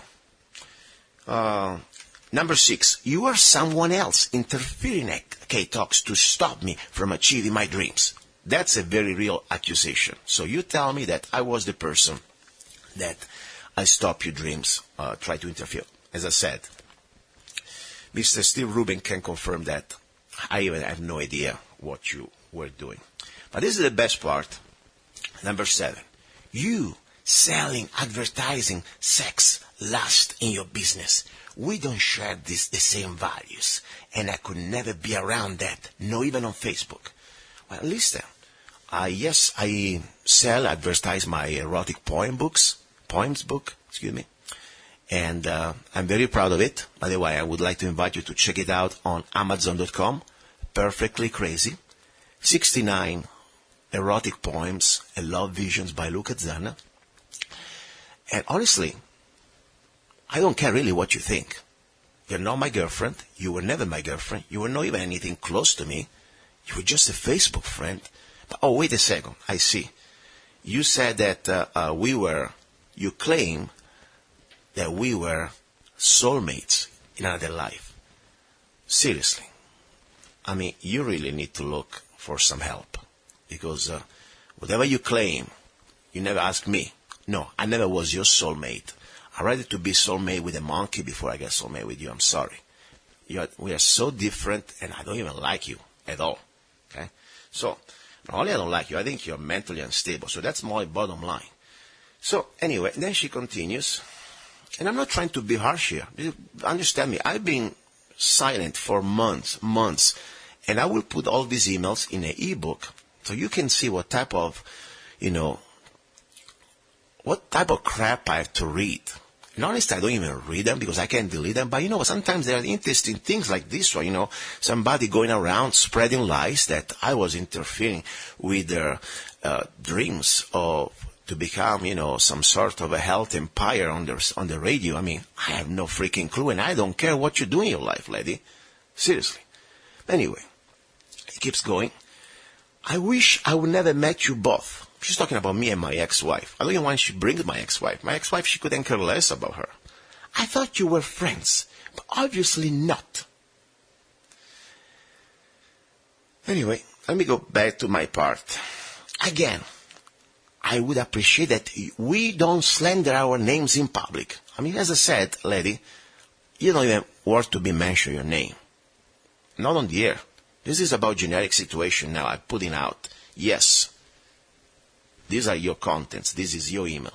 But you're not worth the name. Even you're a public figure, I could use your name. Even, of course, I could also use your name because, after all, this is not even about slandering. This is about saying the facts.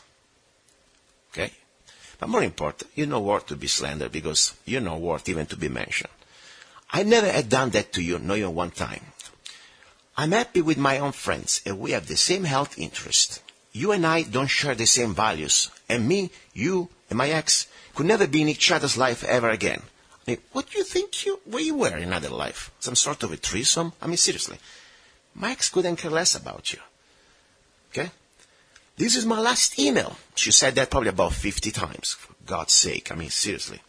We don't share the same values, and she likes to repeat. We can never be in each other's life. We were never in each other's life. Trust me. I wish we never met. Or I wish that too. Trust me. I wish I never had you on my show. We are on completely different paths. You both were never true friends. Okay, why you keep writing me? Adios. All right. Now, people say, look, why bother to read this stuff? I tell you why. Because I can see how in a relationship, that there is not even a relationship, you're just meeting people, how many unstable persons out there. I'm a guy, she's a woman. Now think if this was a man and I was a woman. Pretty aggressive, pretty ballsy, pretty intrusive. By the way, she called me unknown number at least one time when already she was writing me all these emails and she wanted to talk. And I was driving, by the way. So I don't want to talk. I don't want to talk to you at all. I don't owe you anything. I have no ever touched you with a finger. We never had any type of relationship. I don't even care. You don't like me? That's fine. I respect that. Please move on. I'm not looking for you. But think about now the opposite. If I was a woman and she was a man, all these emails and the pressure and the content of these emails, I say, you need to read them, claiming that I was her soulmate, that we were together in another life, that we will be together again, and mentioning my ex, and mentioning my private life. I mean, seriously, and spreading lies on top. I, honestly, if I wasn't on the show, I'm a public figure, I understand that. I get emails, and that's fine, it comes with the territory. But if I was just a regular guy, I would probably went to the sheriff and filed for a restraining order, okay? Especially if I was a woman. That's pretty aggressive and intrusive behavior, in my opinion. Especially after, we have no communication. Keep writing and writing and writing, then calling me, and she has this unknown phone. I hate it, by the way. When somebody calls me with an unknown phone, normally it's always just the police, okay? And that's fine, but private people that call you with an unknown number, I hate it. I like to see who's calling. She called, and I had several calls, by the way, with an unknown number that nobody answered, so I wouldn't be surprised. So, talking about relationship, my next topic would be, if you were in let's say, abusive relationship as a woman or man, I'd like to hear from you. I think things really, I can see the potential seed of let's say, this behavior, aggressive behavior of stalking. How would you call somebody that keeps writing and writing and writing and follow everything you do on Facebook and criticizing things that she doesn't like and she has no business? If you don't like it, don't even listen to the show. If you don't like me, don't even go on my Facebook page with a secret account because technically you block me. I mean, seriously, grow up, lady. Have a life. I wish you my best. But stop writing me. So, that's it. That's why I want to talk about this. As I said, it's a generic topic to understand how people who need help, mental help, I really believe that, they can become kind of dangerous. Or at least, annoying. Let's put it this way. Very annoying. And as I said, think about now, reverse the situation. She was a man and I was a woman. How would you feel, ladies, if a man was harassing you after 50, 60 emails, or whatever emails they are, and the content coming to your personal life, after especially supposed not to be any more communication? I think you would feel pretty disturbed. Let's put it this way. Anyway, that's it. This is the last time I will talk about her for now. unless she continues writing me. But I really believe that. I like the idea to put like a little ebook for free. I'm not going to charge you. I have so many beautiful emails. I just, remove the names, but you'll read the contents and every these details. And the email is going to be stalking on the radio, not talking on the radio, stalking on the radio. So you can see exactly, read all these details. And of course, I will put my advertisement of my erotic books in this ebook. Yes, I have not here to claim that I am a saint or I am some sort of holy person. I love humanity. I love love. And my books, or my book, like erotic poems, Perfectly Crazy, I'm very proud of it. And lady, if you don't like it, I couldn't care less, honestly. I never ask you to anything about me. We are not boyfriends, we are not girlfriends, we never were anything but just you were a guest on my show. And Facebook friends. So I couldn't care less if somebody doesn't like my book or my view on, in general, morals. Okay? Simple as that. Now, talking about different topics. I want to remind you that no matter what, 1 hour, 3 hours, this show is supported by you. I decided a long time ago when I started it to do not even look for sponsors. I don't believe that it's the right path. Don't get me wrong. If you want to sponsor the show, you're welcome. But if I had to compromise the content of this show, because sponsor may say, I don't like this topic, I don't like that, I'm not going to do it. So, the only sponsor I really want is your help. In general, you can go on Amazon, download any of my songs, or just go to www.zanna.us, and of course, you can get my ebooks on Amazon. You can join any of my CCW classes. By the way, I have a new coming at the end of the month in Havasu, at the gun show. The 30th, 31st, and the 1st, I guess. I don't know. But anyway, check it out at Against All Enemies or send me an email, zanna@zanna.us. It's incredible CCW, Arizona concealed carry permit classes. Plus, we're going to start having now also handgun classes in next year. And force-on-force training. That means I'm going to be able to train with real simulated gunfights with rifles that they look and feel the same because they are real rifles or handguns, but with ammunition that will not, of course, kill you, but you will feel them in simulated force-on-force training. Okay? So anyway, there are a lot of things you can do to support the show. And of course, don't forget Zanna Coffee, www.zannacoffee.com. So that's the way I like to do business. Okay?